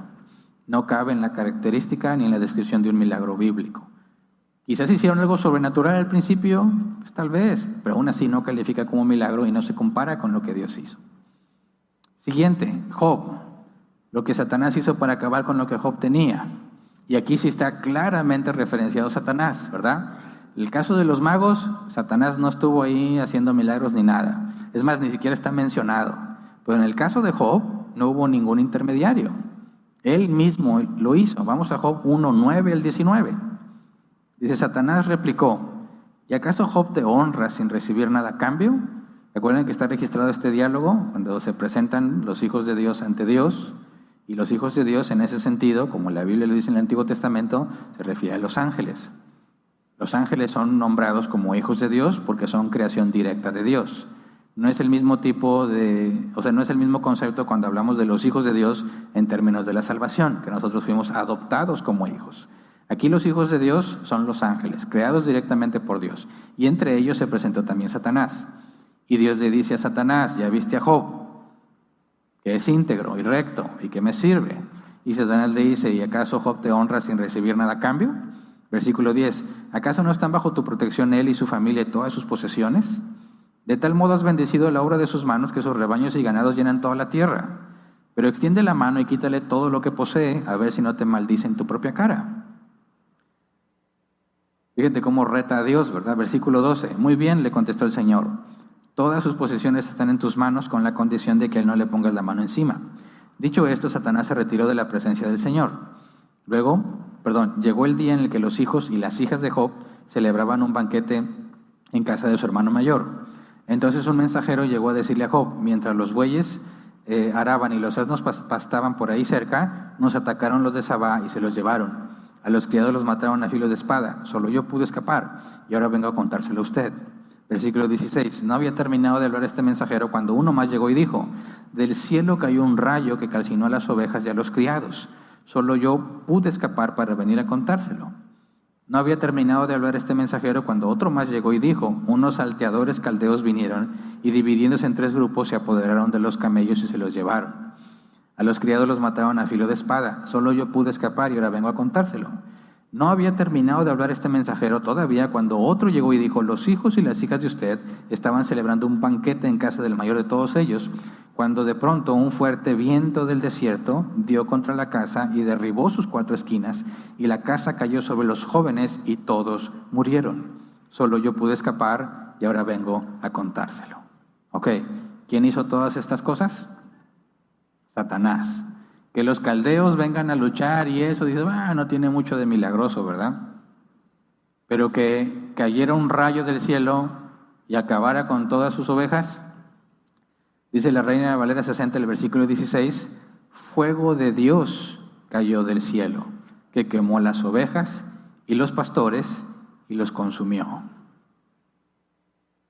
Cae un rayo, dice la NBI, o cae fuego del cielo y consumió a todos ellos. Versículo 18, un fuerte viento del desierto dio contra la casa y derribó sus 4 esquinas. Y la casa cayó sobre los jóvenes y todos murieron. ¿Es un milagro eso? Satanás lo hizo. ¿Es eso un milagro? ¿Caer fuego del cielo? ¿Naturalmente cae fuego del cielo? No. ¿Que caiga fuego del cielo es algo sobrenatural que solo Dios podría hacer? Sí. De hecho, ahorita vamos a ver varios ejemplos de fuego cayendo del cielo como señal de que es Dios quien lo hace. El viento que derrumba la casa donde ellos estaban en ese momento específico, ¿es un milagro? Ese no. Ese lo vamos a estudiar en el tema de providencia. Es lo mismo que el ejemplo que les puse de un accidente y que hay un poste justo donde tú estabas para evitar que te haga daño. Pero también puede aplicar al revés. Si tú ves videos de cómo muchas personas mueren accidentalmente, dices, ¿qué probabilidad hay de que esa persona hubiera estado ahí en el momento preciso en el que el carro se volca y lo aplasta? Dices, es absurdo. ¿Cuál es la probabilidad de que eso pase? Pero pasó. ¿Pero hay algo sobrenatural en eso? No. Causa y efecto, ¿verdad? Tanto de la persona que estaba ahí como el accidente que se pudo provocar. Eso no califica como un milagro.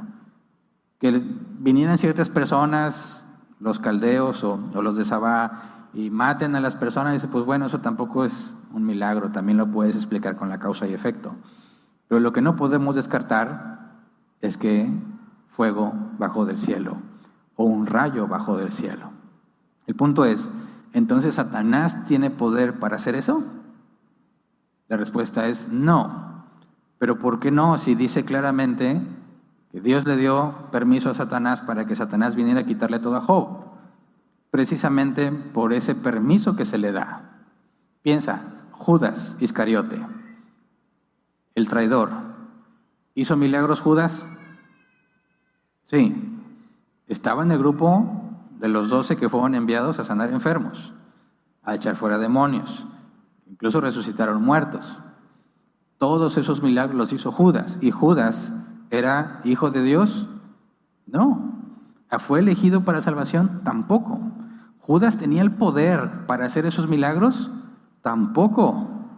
Se le otorgó temporalmente. El poder no está en Judas, se le fue permitido usarlo. El Espíritu Santo por medio de él lo hizo. No me digas que el Espíritu Santo hizo esto por medio de Satanás.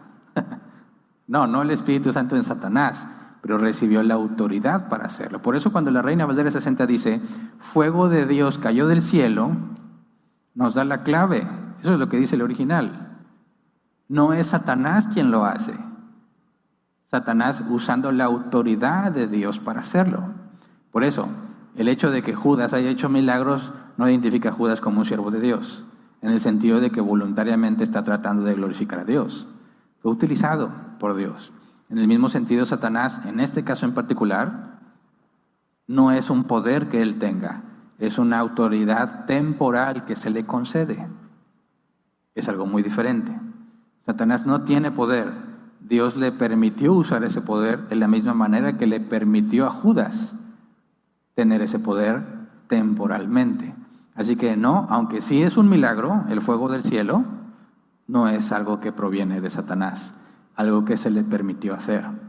Ahora vamos a uno de los más utilizados para probar milagros, supuestamente de Satanás, Apocalipsis 13, versículo 11 al 13. Y estos temas son los favoritos de mucha gente y más con la vacuna del COVID, ¿verdad? que hicieron dudar a muchos, los hicieron dudar de que la vacuna del COVID fuese la marca de la bestia. Apocalipsis 13, 11 al 13. Después vi que de la tierra subía otra bestia. Tenía 2 cuernos como de cordero, pero hablaba como dragón. Ejercía toda la autoridad de la primera bestia en presencia de ella y hacía que la tierra y sus habitantes adoraran a la primera bestia, cuya herida mortal había sido sanada. También hacía grandes señales milagrosas, incluso el de hacer caer fuego del cielo a la tierra a la vista de todos. Luego vamos versículo 15 al 17. Se le permitió infundir vida a la imagen de la primera bestia para que hablara y mandara matar a aquellos que no adoraran la imagen. Además logró que a todos, grandes y pequeños, ricos y pobres, libres y esclavos, se les pusiera una marca en la mano derecha o en la frente, de modo que nadie pudiera comprar ni vender a menos que llevara la marca, que es el nombre de la bestia o el número de ese nombre. Ok, aquí está la famosa marca de la bestia, ¿verdad? En la mano derecha o en la frente. ¿A quién le pusieron la vacuna en la frente? ¿Nadie? ¿En la mano derecha? ¿Nadie? ¿Y por qué pensaron algunos que esa es la marca de la bestia? Ahora, ¿tiene que ver con una vacuna? No. Ahora, ¿dónde están esos milagros y señales? ¿Dónde está el fuego que cae del cielo? Que es previo a que la gente se ponga la marca de la bestia. Yo no la vi. ¿Alguien la vio? Y la gente asustadísima, pensando que la vacuna del COVID es la marca de la bestia. No se dejen engañar, no se dejen apantallar. De perdido, analiza lo que dice el capítulo 3, de lo que la Biblia dice sobre la marca de la bestia, de perdido, ¿verdad? Porque le creen a cada persona que ve en internet. Mira, bueno, pensemos. Dice literalmente, versículo 13, también hacía grandes señales milagrosas, incluso las de hacer caer fuego del cielo a la tierra a la vista de todos. Ese es, digamos, un milagro, ¿no? El segundo sería hacer que una imagen tenga aliento y que hable, ¿verdad? La imagen de la bestia le da aliento para que hable y mande matar a todos a quienes no adoran la imagen. Digo, ¿cuál es esa imagen que ya todos vieron y que se andan poniendo la marca de la bestia? No, tampoco, ¿verdad? No hay nada en nuestro tiempo que se parezca a lo que dice Apocalipsis 13, nada. Pero bueno, nos dice la NBI, señales milagrosas.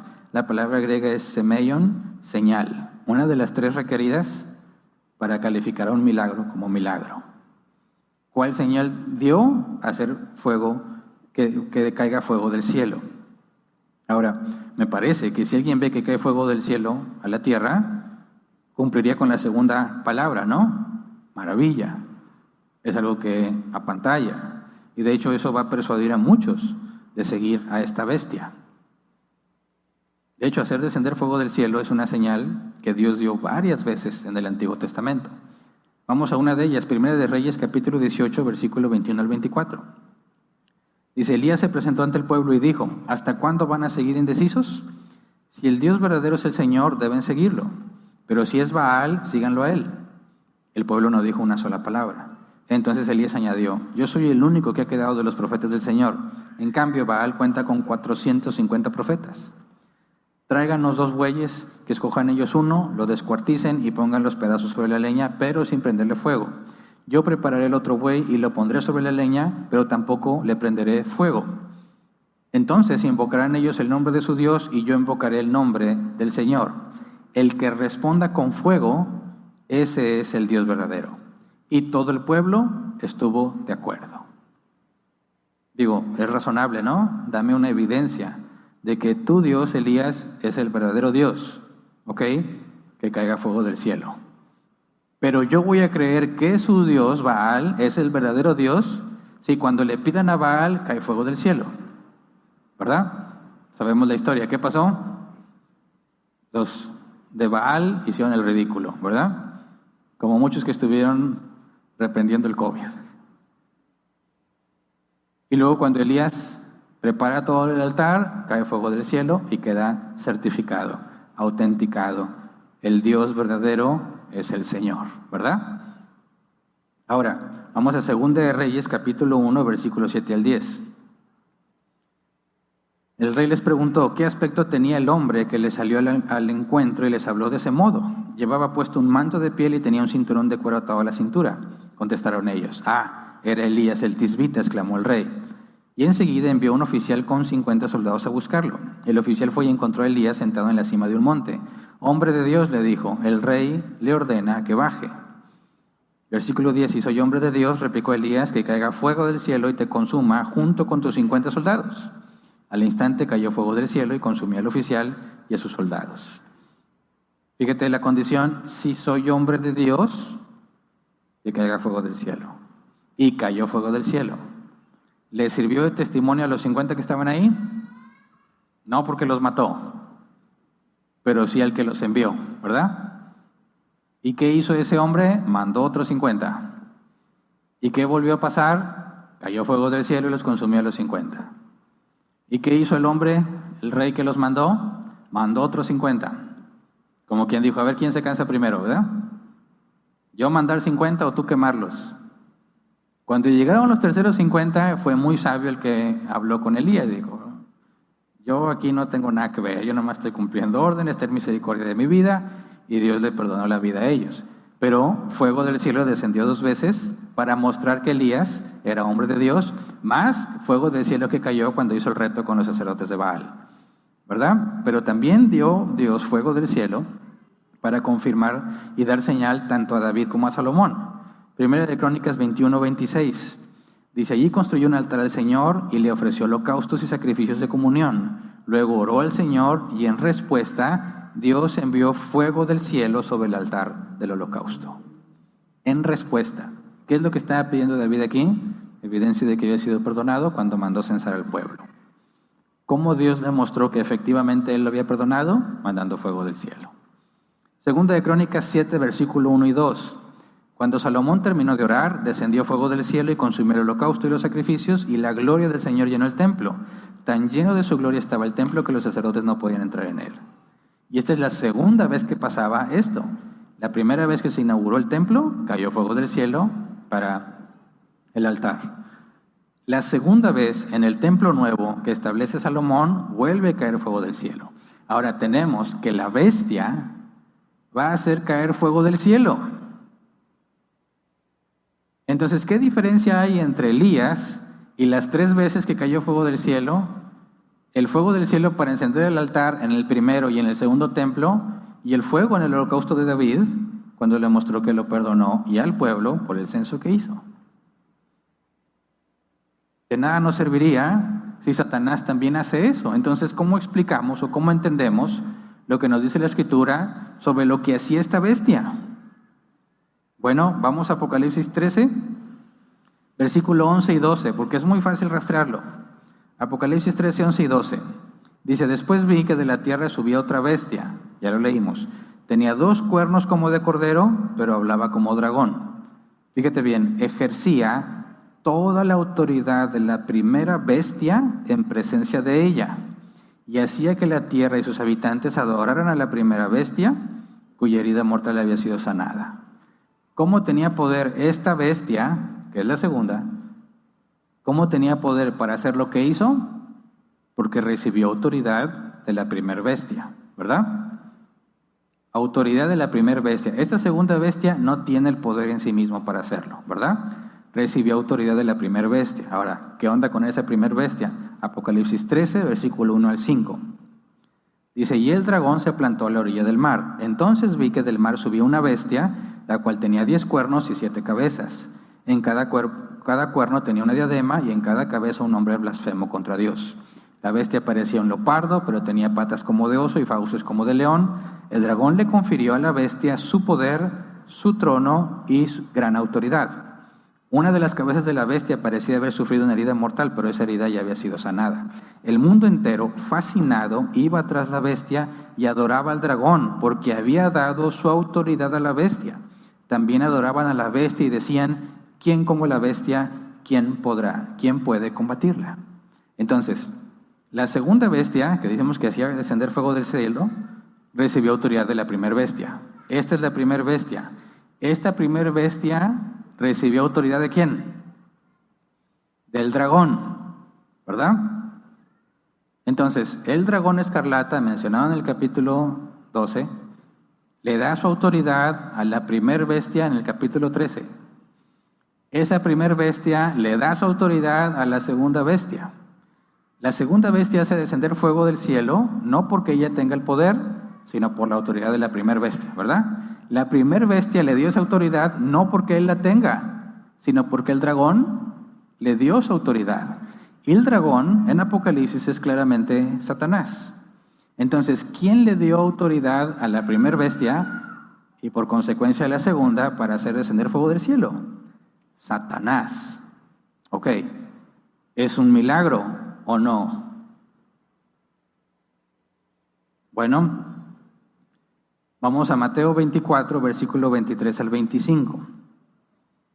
Jesús advierte sobre esto. Dice, entonces, si alguien les dice a ustedes, miren, aquí está el Cristo, ahí está, no lo crean, porque surgirán falsos cristos y falsos profetas que harán grandes señales y milagros para engañar, de ser posible, aún a los elegidos. Fíjense que se los he dicho a ustedes de antemano. Fíjate bien otra vez, falsos cristos y falsos profetas.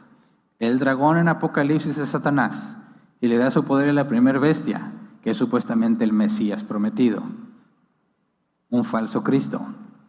Y luego ese falso Cristo le da su poder al falso profeta.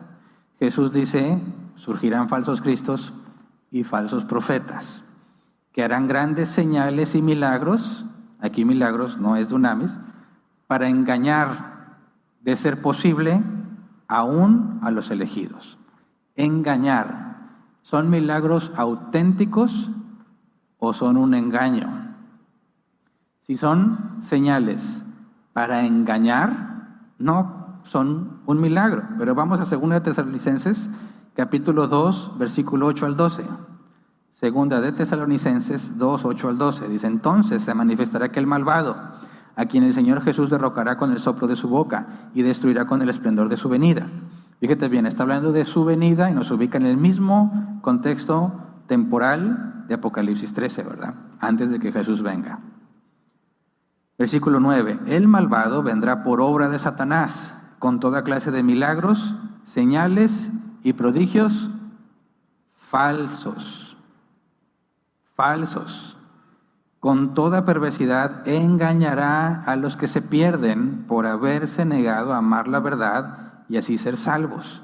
Por eso Dios permite que por el poder del engaño crean en la mentira. Así serán condenados todos los que no creyeron en la verdad, sino que se deleitaron en el mal.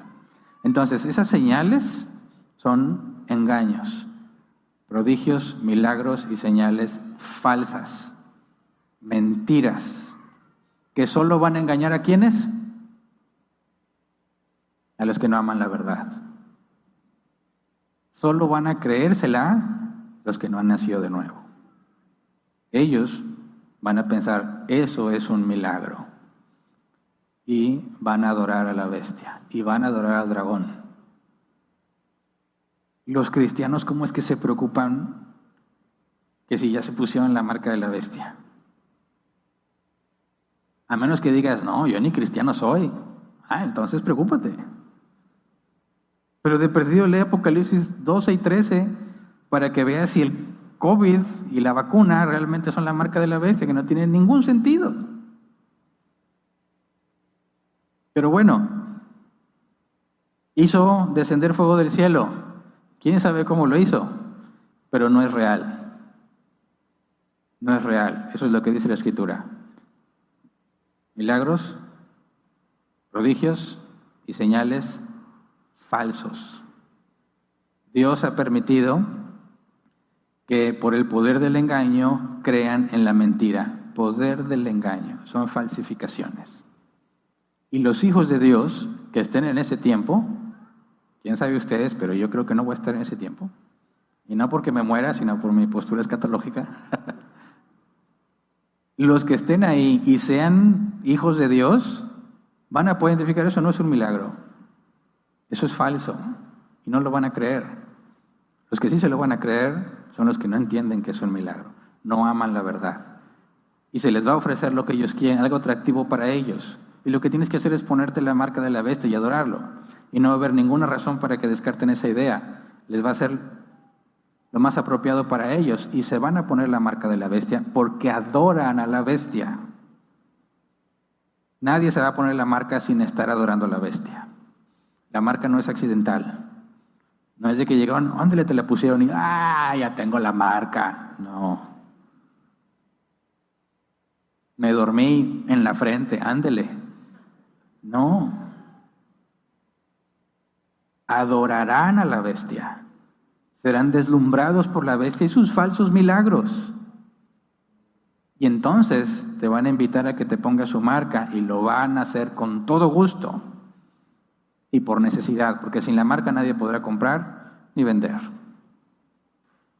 Pero se van a maravillar de todos los beneficios que les va a traer.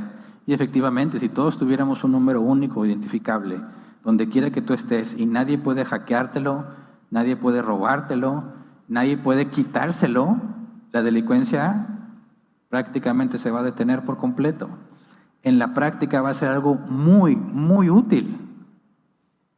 El problema no es la marca, sino que adoras a la bestia. Pero no son milagros, no lo son. Son engaños. Muy elaborados, no lo dudo, pero engaños. Entonces, no, la conclusión es sencilla. Solo Dios hace milagros. ¿Dios puede hacer milagros hoy en día? Vamos a dejar eso para un tema en particular, porque también es polémico. Vamos a dejar eso para un tema en particular, pero más adelante. Si Dios lo permite, la próxima semana estudiaremos la providencia, que son cosas que parecen milagros, pero no lo son. Vienen de parte de Dios, por supuesto, pero no son milagros. Por ahora, por favor, que nadie le atribuya a Satanás poderes sobrenaturales. Es un ser mucho más capaz que nosotros, pero limitado. No sabe lo que piensas. Que a mí me enseñan a orar. Aguas con lo que dices en la mente, porque Satanás sabe. Santo Padre, ¿ahora cómo le hago? Voy a inventar un código para hablar con Dios. Encripto mi mensaje. ¿Cómo le hago? Estoy desnudo ante Satanás. No, la Biblia dice que solamente Dios es el que conoce todas las cosas y puede saber qué piensas. Satanás no. Bueno, entonces si Satanás ve que estoy orando, se pone así en medio de mi oración y ya no llega al cielo. Tampoco, la oración no es algo material. Y no le tiene que llegar a Dios. Dios es omnisciente y dice que ya sabe lo que vas a decir antes de que lo digas. Entonces Satanás no te estorba y se interpone en tus oraciones. No, no puede, es absurdo eso. Bueno, entonces Satanás va a hacer que pierda mi salvación y va a hacer un milagro y me va a engañar. No, si fuiste sellado con el Espíritu Santo, Jesús dijo, nadie arrebatará las ovejas de la mano de mi Padre. No pierdes tu salvación si eres salvo. Y Satanás no hace milagros tampoco. Le echa muchas ganas para engañarte. Hace quizás trucos sorprendentes, pero no son milagros. Así que por favor, no le atribuyamos poder a Satanás, poder que no tiene. Y cuando nos hablan de un milagro, lo primero que tenemos que hacer es saber, examinarlo. ¿Realmente es un milagro? Por eso regresemos a los milagros de que te creció el pie, te creció el brazo, o sea, así poquito, ¿verdad? No tengo brazo y ahora tengo brazo. A ver, muéstrame la evidencia. Y es que ya con Photoshop está bien difícil, ¿verdad? Muéstrame testigos, algo que diga que realmente no tenías brazo y ahora tienes, es un milagro entonces. Eso no se puede explicar naturalmente. Pero para que lleguemos a decir eso es un milagro, es porque concienzudamente buscaste la evidencia. Primero te acercaste a la parte razonable, natural. No, es que en mi casa se oyen ruidos, es un demonio. Échale aceitito a la puerta, ¿verdad? Y se van los demonios. Le tienen miedo al aceite. Hay una explicación natural, pero no significa que todo tiene una explicación natural. Sí, puede haber cosas que Dios haga que no hay explicación natural, pero debe de ser rarísimo. O sea, así prácticamente imposible de que veas algo de eso. ¿Por qué? Porque los milagros autentican a un mensajero y ya no es necesario eso. Ya está en la Escritura toda la palabra de Dios. Es que eres bien escéptico, Hernán. ¿Recuerden que les dije cuando dicen, no, es que mi hermano sanó, mi hermano eso? Espérame. No, o sea, no es así. Ah, sí, eso es un milagro. No, hay que examinarlo. A lo mejor me estás cuenteando. De no, yo tenía a mi abuelita que se murió y un día despertó. Ah, eso es un milagro. Pues mentiras. No sean crédulos en ese sentido. Lo sano es decir, no, espérame, vamos a buscar la evidencia. Ya hemos hablado, desde que empezamos a hablar sobre este tema de la ciencia, la importancia de la evidencia y cómo los cristianos, a pesar de que no tenemos evidencia material de un Dios, podemos aportar evidencia, no en el sentido del razonamiento inductivo, pero en el razonamiento deductivo sí. Y que es perfectamente razonable concluir que hay un creador. Y que no hay nada que indique que es absurdo o contradictorio pensar que Dios interviene en su creación. Y por consecuencia, los milagros son posibles. Pero de ahí a reconocer que algo es un milagro, todavía hay un buen camino que recorrer. Así que no somos escépticos de los milagros. Queremos ser prudentes y asegurarnos que no nos están engañando. Que primero asegurar que no hay explicación natural. Y si definitivamente no hay explicación natural, bueno, ¿a qué apunta? Porque como vemos, Satanás es bueno con la magia, haciendo trucos, y no hay que caer en la trampa, ¿verdad? Así que vamos a ponernos de pie y vamos a orar.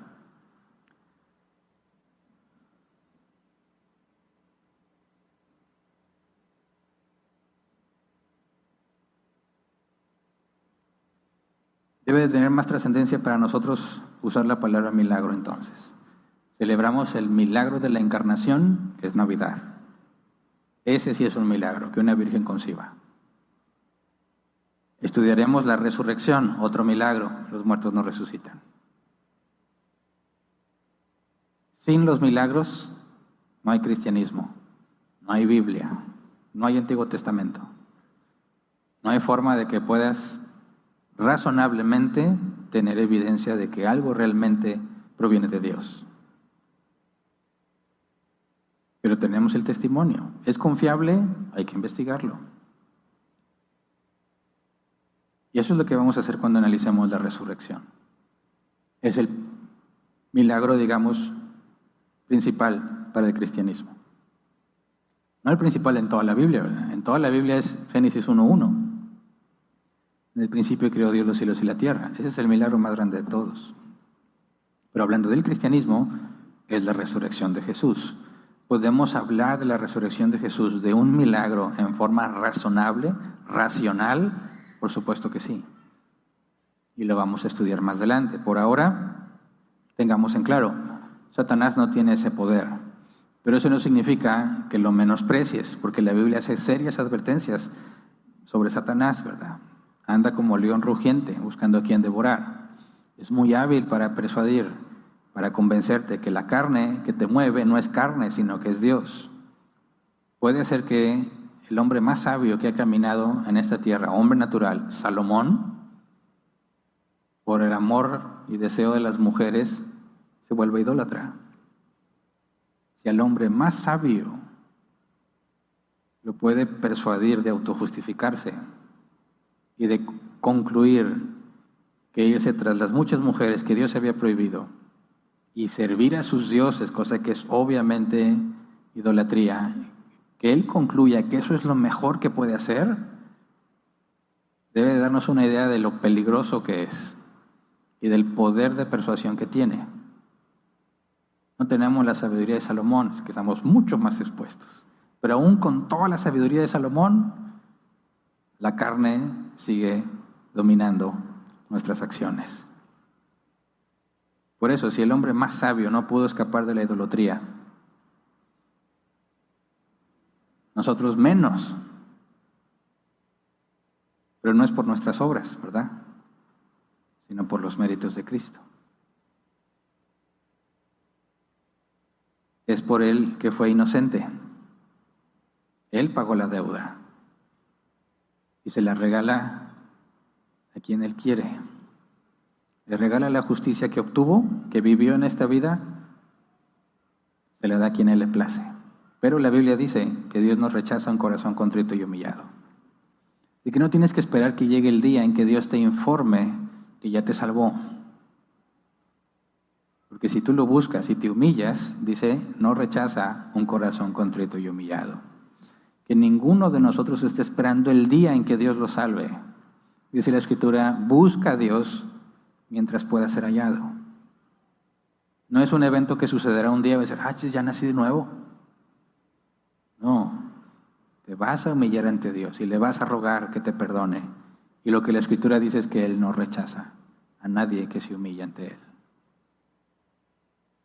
Entonces, cuando hablamos de Dios y de cómo permite las cosas y cómo da autoridad a algunos, aunque no sean sus siervos, para cumplir con ciertas tareas, porque Él es soberano y tiene ordenado todas las cosas, que ninguno de nosotros vaya a pensar que entonces no puedes acudir a Él hasta que Él haga que tú acudas a Él, porque ya no estás razonando correctamente. Buscamos a Dios ahora que lo necesitamos. Y Él no te rechaza. Si somos sus hijos, se complace en que reconozcas tu maldad. Eso sí, no le agrada que trates de engañarlo. La Escritura es clara.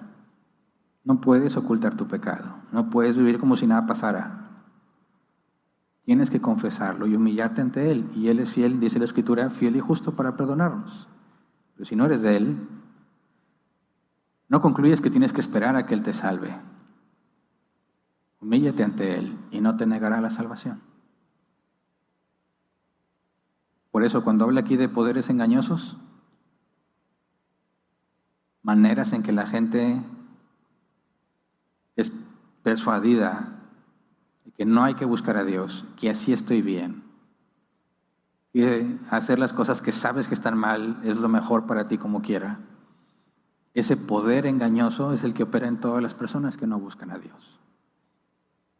Y el momento en que se revela en la Escritura es una advertencia para todos, que todos pecamos y nos autojustificamos. Pero hay esperanza. Para el que es de Dios hay esperanza porque Él es fiel y ha prometido disciplinarme. Para el que no es de Dios hay esperanza porque no rechaza al que se humilla. Así que ninguno tiene excusa para no acudir a Él. Quien no acude a Él es porque no quiere. Nadie podrá decir, pues a mí no me salvó. No, tú no le buscaste, porque Él no rechaza al que le busca. Cuando hablamos de cómo se pierden estos hombres y cómo son engañados por Satanás, no pienses que es algo que le pasa a los que no conocen a Dios. Sí, nosotros no nos perdemos porque estamos en las manos de Cristo, pero somos engañados con facilidad. Así que dijo el apóstol Pablo, quien piensa estar firme, mire que no caiga. No relajes tu santidad. No te permitas hábitos que te llevan a pecar. No caigas en los engaños de Satanás.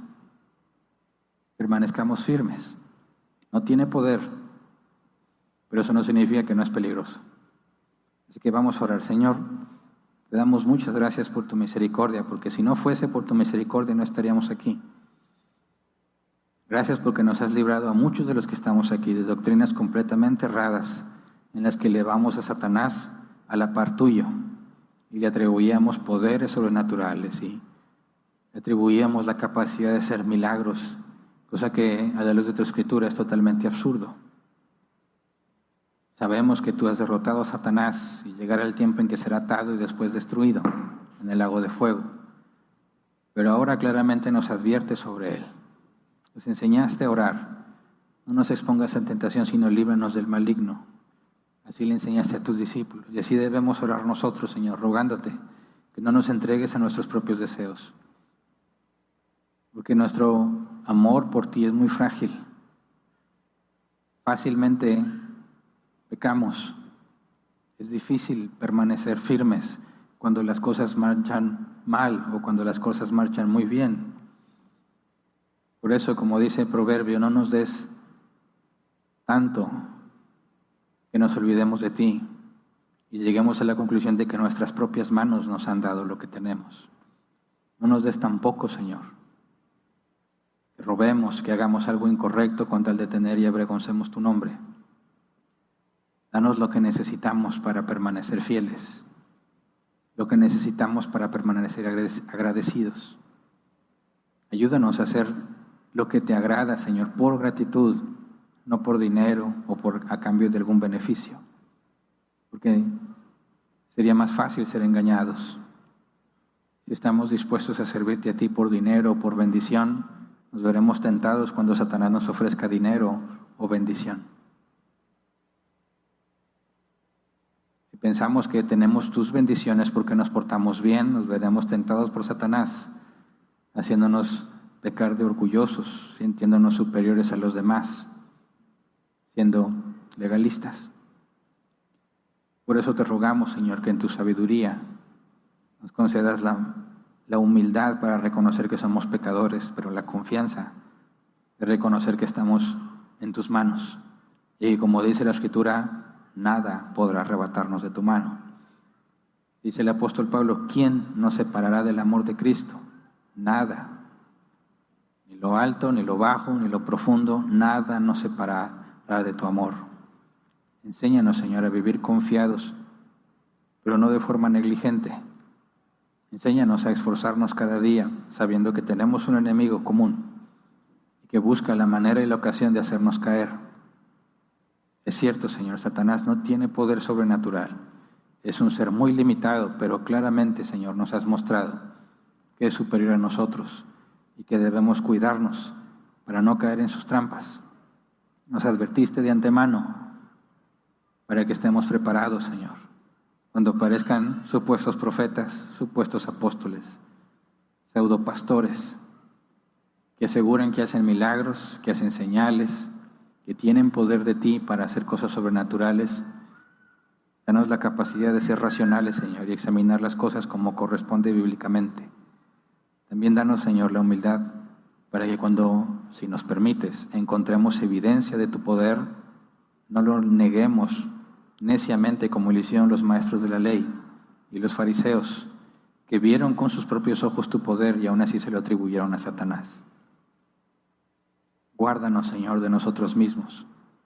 Guárdanos para que podamos permanecer fieles, para que llegue el día en que los milagros, Señor, que tú has profetizado, que advertiste, que harías, Señor, los veamos con nuestros propios ojos, específicamente la resurrección. Llegará el día, dice tu palabra, que te veremos resucitado, porque habremos resucitado de entre los muertos. Entonces todo será claro, Señor. Dice el apóstol Pablo, te veremos tal cual eres. Ahora vemos como por espejo, por reflejo, a oscuras, pero llegará el día en que te veremos tal cual eres. Conoceremos a nuestro Salvador. Y mientras tanto, Señor, te rogamos que nos guardes. Como dijo Judas al final de su carta, que tú tienes el poder para guardarnos sin mancha, sin caída. Guárdanos, Señor, de manera que perseveremos según tu palabra, como tú dices que lo harías, perseveremos hasta el final de nuestros días. Gracias por todo lo que nos das y gracias por tus misericordias. En el nombre de Jesús. Amén. Pueden tomar su lugar. Pasemos a la sección de preguntas. Y ya pueden descansar todos los del COVID que tenían la vacuna. No es la marca de la bestia. Primer noticia buena del año nuevo. Vamos a ver, ya hay un buen de preguntas. Vamos a dedicar 15 minutos a responderlas. Está el código en pantalla a los que están aquí para que se agreguen al grupo de WhatsApp. Respondo las preguntas como fueron llegando. Si la pregunta no tiene nada que ver con el tema, la mandamos al final. Si queda tiempo, trataré de responderla. Muy bien. Digo, ya veo que están llegando y se me mueve todo aquí los comentarios, así que espero no perder control y perder tiempo ubicando las preguntas. Dice la primera pregunta, Blanca Solórzano, entonces Satanás tiene poder en sí mismo que le fue dado por Dios y solo puede usarlo cuando Dios se lo permite, pero no es que Dios no le da el poder a Satanás para hacer lo malo, porque sería cómplice de Satanás. Bueno, Para empezar, cuando dices, Satanás tiene poder en sí mismo que le fue dado por Dios, eso es una contradicción. Porque si tiene poder en sí mismo, no se lo tiene que dar Dios. Si le fue dado por Dios, entonces no tiene poder en sí mismo, ¿verdad?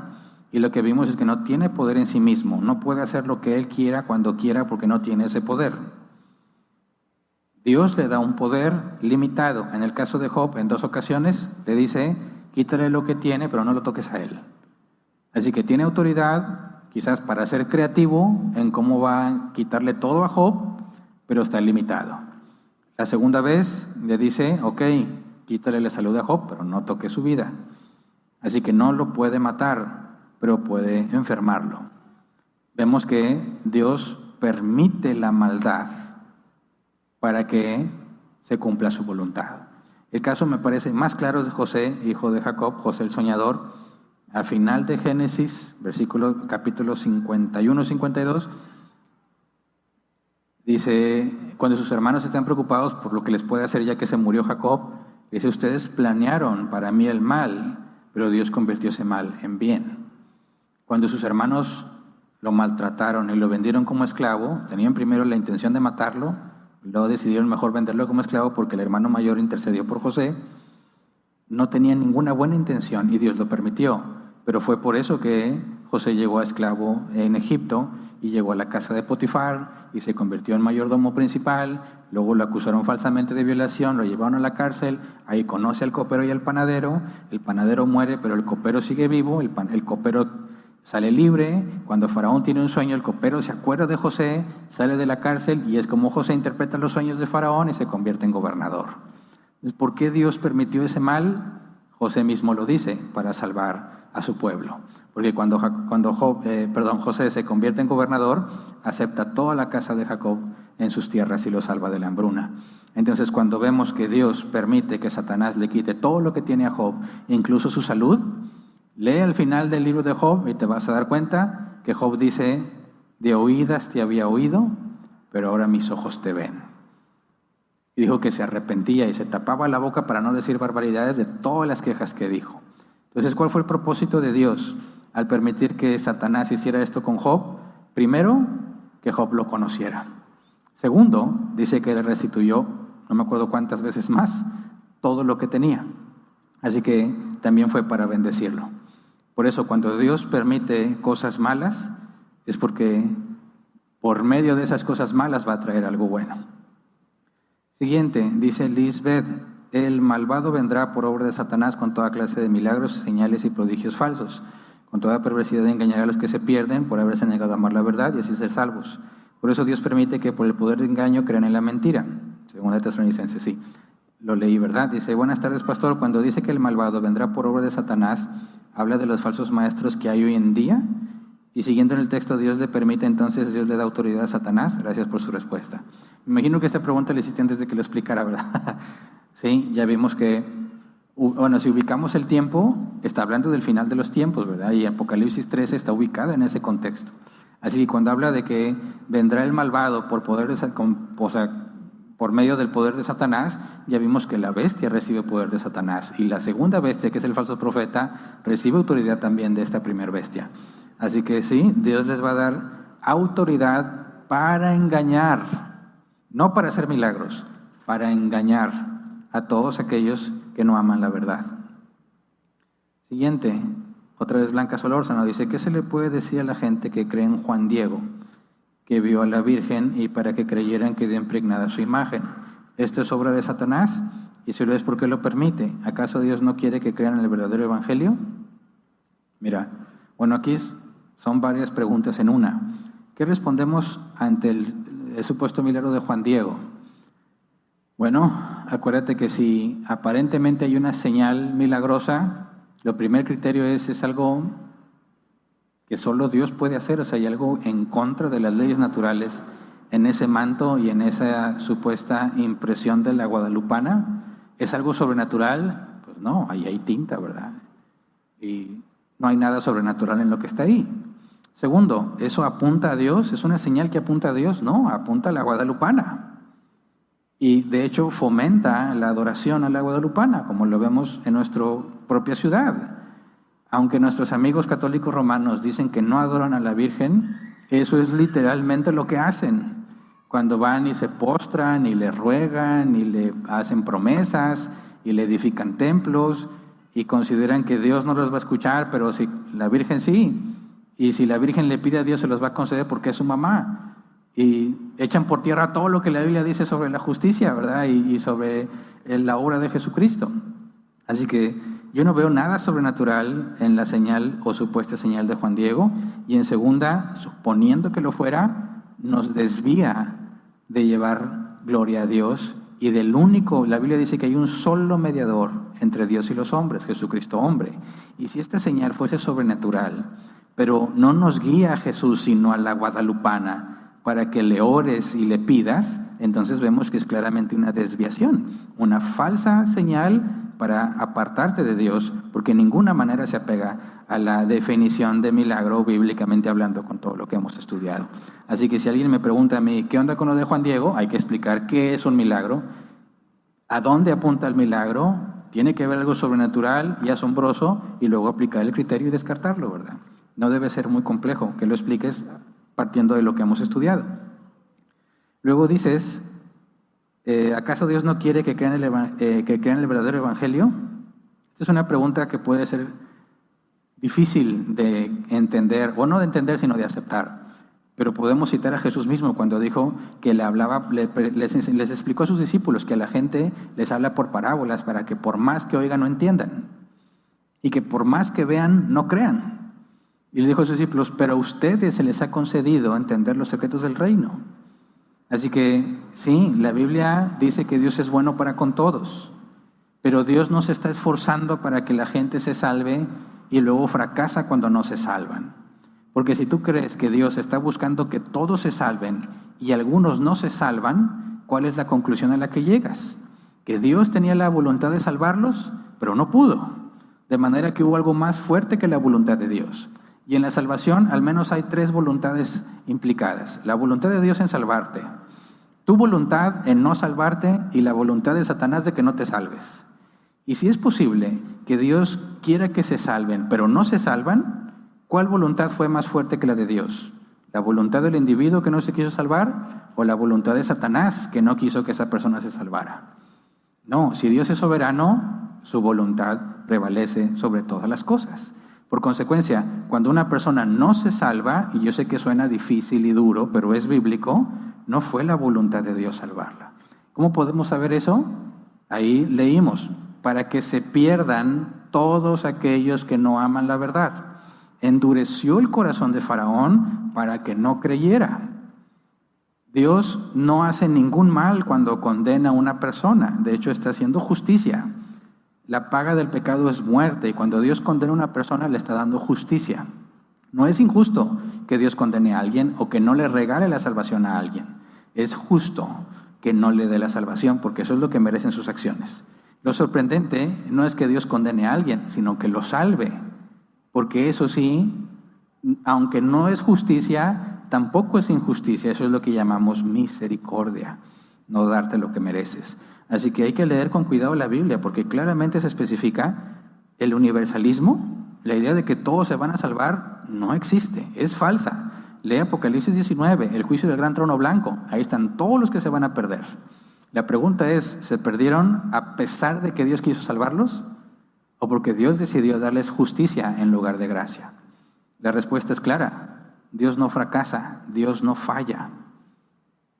Pero Dios no fue malo ni injusto cuando condena a alguien. Al contrario, está haciendo le está dando lo que sus obras justamente merecen. Siguiente, Ofelia Arroyo dice, buenas tardes, Pastor Hernán, espero que esté bien usted y su familia. Gracias. Mi pregunta es, ¿lo que se está viendo y sucediendo en estos tiempos son señales, ya que de esta cerca la llegada de la bestia? Gracias por su enseñanza y Dios le bendiga a usted y su familia. Saludos de Minnesota. Gracias. ¿Está habiendo señales hoy en día? Pues quizás, digo, en el sentido de una señal, no un milagro, una señal, sí. Vemos la consecuencia de que la sociedad abandone la moralidad bíblica, ¿verdad? Vemos la consecuencia de que se abandone el concepto bíblico del matrimonio. Vemos que se abandone el concepto bíblico de la verdad. Vemos todo el caos que se produce cuando la gente se aparta de lo que es verdad. De hecho, la verdad ahora es relativa. Cualquiera puede hacer lo que le plazca y lo que le venga en gana si está convencido de hacerlo. Vemos tanto daño porque los matrimonios no son establecidos bíblicamente, porque el gobierno no hace lo que la Biblia dice que el gobierno debe de hacer. Dice que el gobierno debe castigar al malhechor y proteger al inocente, y hace al revés, lo opuesto. Los justos viven encerrados, ¿verdad?, con contraventanas y todo en sus casas, mientras los malhechores andan libres. Y el gobierno debería hacer que eso fuese al revés. Los malhechores deberían estar encerrados y los justos libres.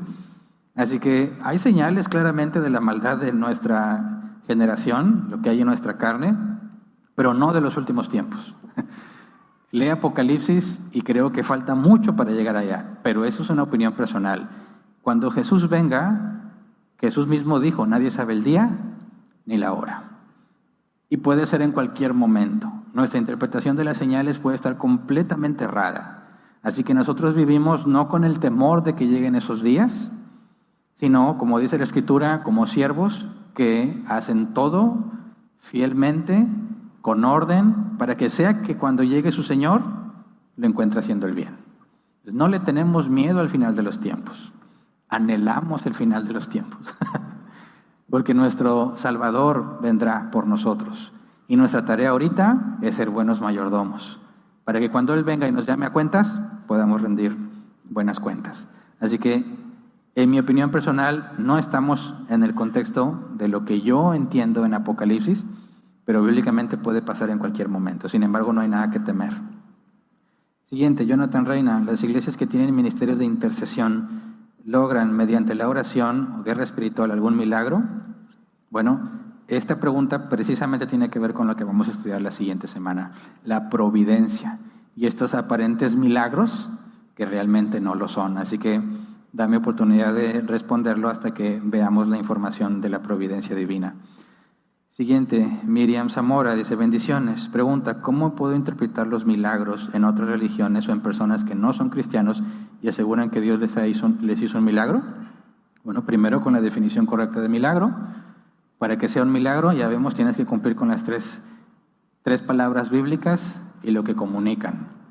Segundo, si no tiene nada que ver con Dios y aún así es una señal milagrosa, es decir, señal, no milagro, una señal sorprendente, bueno, puede caber perfectamente dentro de la providencia divina. Así que primero aplicas el criterio que hemos estudiado, y en cuanto a lo segundo, saber si es la providencia o no, tenme paciencia y la próxima semana lo estudiamos. Siguiente, Sofía Murillo. Pastor, ¿qué diferencia hay de una tormenta eléctrica a un rayo que quema árboles al fuego de Dios? Bueno, que si hablamos del fuego de Dios con la definición de milagro, es algo que no puedes explicar con las leyes naturales. Y un rayo sí lo explicas con las leyes naturales, ¿verdad? Cuando ves que cae un rayo no dices, oh, un milagro. No, ¿verdad? Dices, un rayo. Y hay una explicación racional y científica para saber qué provoca los rayos. Pero si hablas de fuego del cielo, es algo que no podrías explicar, porque bajo qué circunstancias cae algo del cielo, que sea fuego en un lugar específico, en un momento específico. Dirías, bueno, cayó un meteorito. Sí, puede ser que haya un meteorito que cae y dices, cayó fuego del cielo. Sí, pero lo viste pasar, ¿verdad? Aunque vi la noticia de una señora que le cayó un meteorito, ¿verdad? Dices, ¿cuál es la probabilidad de que en todo el globo entre un meteorito y te cae a ti? Pero aún así no califica como fuego del cielo, ¿verdad? Y eso tiene una explicación natural. Cuando hablamos de fuego del cielo, bíblicamente hablando, es algo que ni en aquel entonces podían explicar, aún con la ignorancia científica de aquellos tiempos, pero tampoco hoy podríamos explicar. Es decir, un milagro no es un milagro en la historia, en un momento, porque nadie sabía cómo funcionaba eso, y luego ya no es milagro porque ya sabemos cómo funciona, ¿no? Ese es Dios de los huecos, el argumento del Dios de los huecos. Algo que no entiendo, Dios lo hizo. No dudo que Dios lo haya hecho, pero eso no significa que no haya una explicación. Cuando hablamos de fuego del cielo como un milagro, es algo que no se podría explicar ni en aquel entonces, ni hoy, ni por más avanzada que esté la ciencia. Sería algo que contradice o ignora por completo las leyes naturales. Siguiente.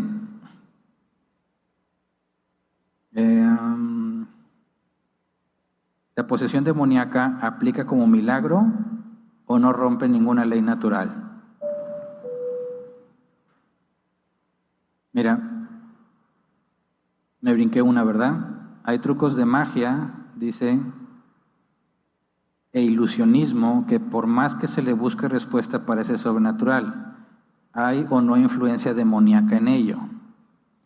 Mira, trucos de magia e ilusionismo que no tienen una explicación, o sea, que son sobrenatural, pues entonces ya no sería un truco de magia, una ilusión, ¿verdad? Si hablamos de un truco de magia o ilusión, por definición no es algo sobrenatural, ¿verdad? Una ilusión o un truco. Y nuestra mente funciona de tal manera que los que la comprenden en ciertos casos pueden hacernos pensar que algo sobrenatural pasó. El truco principal de los magos, según lo que he leído, es distraer nuestra mente, ¿verdad?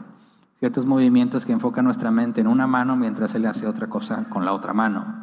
O juego con espejos. Tú ves que no hay nada, pero en realidad hay algo, porque lo que tú estás viendo no es el contenido de ese recipiente, esa caja o ese sombrero, sino un espejo que te engaña. La oscuridad, la luz, puede ocultar cables, puede ocultar mecanismos. Es fácil engañar nuestros sentidos, pero el hecho de que estemos viendo un truco de magia que no podemos explicar en ninguna manera, se sigue lógicamente que sucedió algo que no respeta las leyes naturales. Por eso, la magia y el ilusionismo, por definición, nunca podrían ser un milagro. Y bueno, se acabó el tiempo, ¿verdad? No puedo contestarle que sí. Pero aún cuando hablamos sobre liberación y posesión demoníaca, vamos a tocar un poco de eso en el tema de providencia divina. Bueno, ahora tampoco le dejo el lugar a nadie porque no hay ninguno de los otros dos pastores. Y no lo digo como queja, ¿eh? Ya hace mucho que no estaba yo aquí solo, ¿verdad? Con las introducciones y las despedidas, ahora me toca. Pero bueno, despedimos la transmisión, ¿verdad?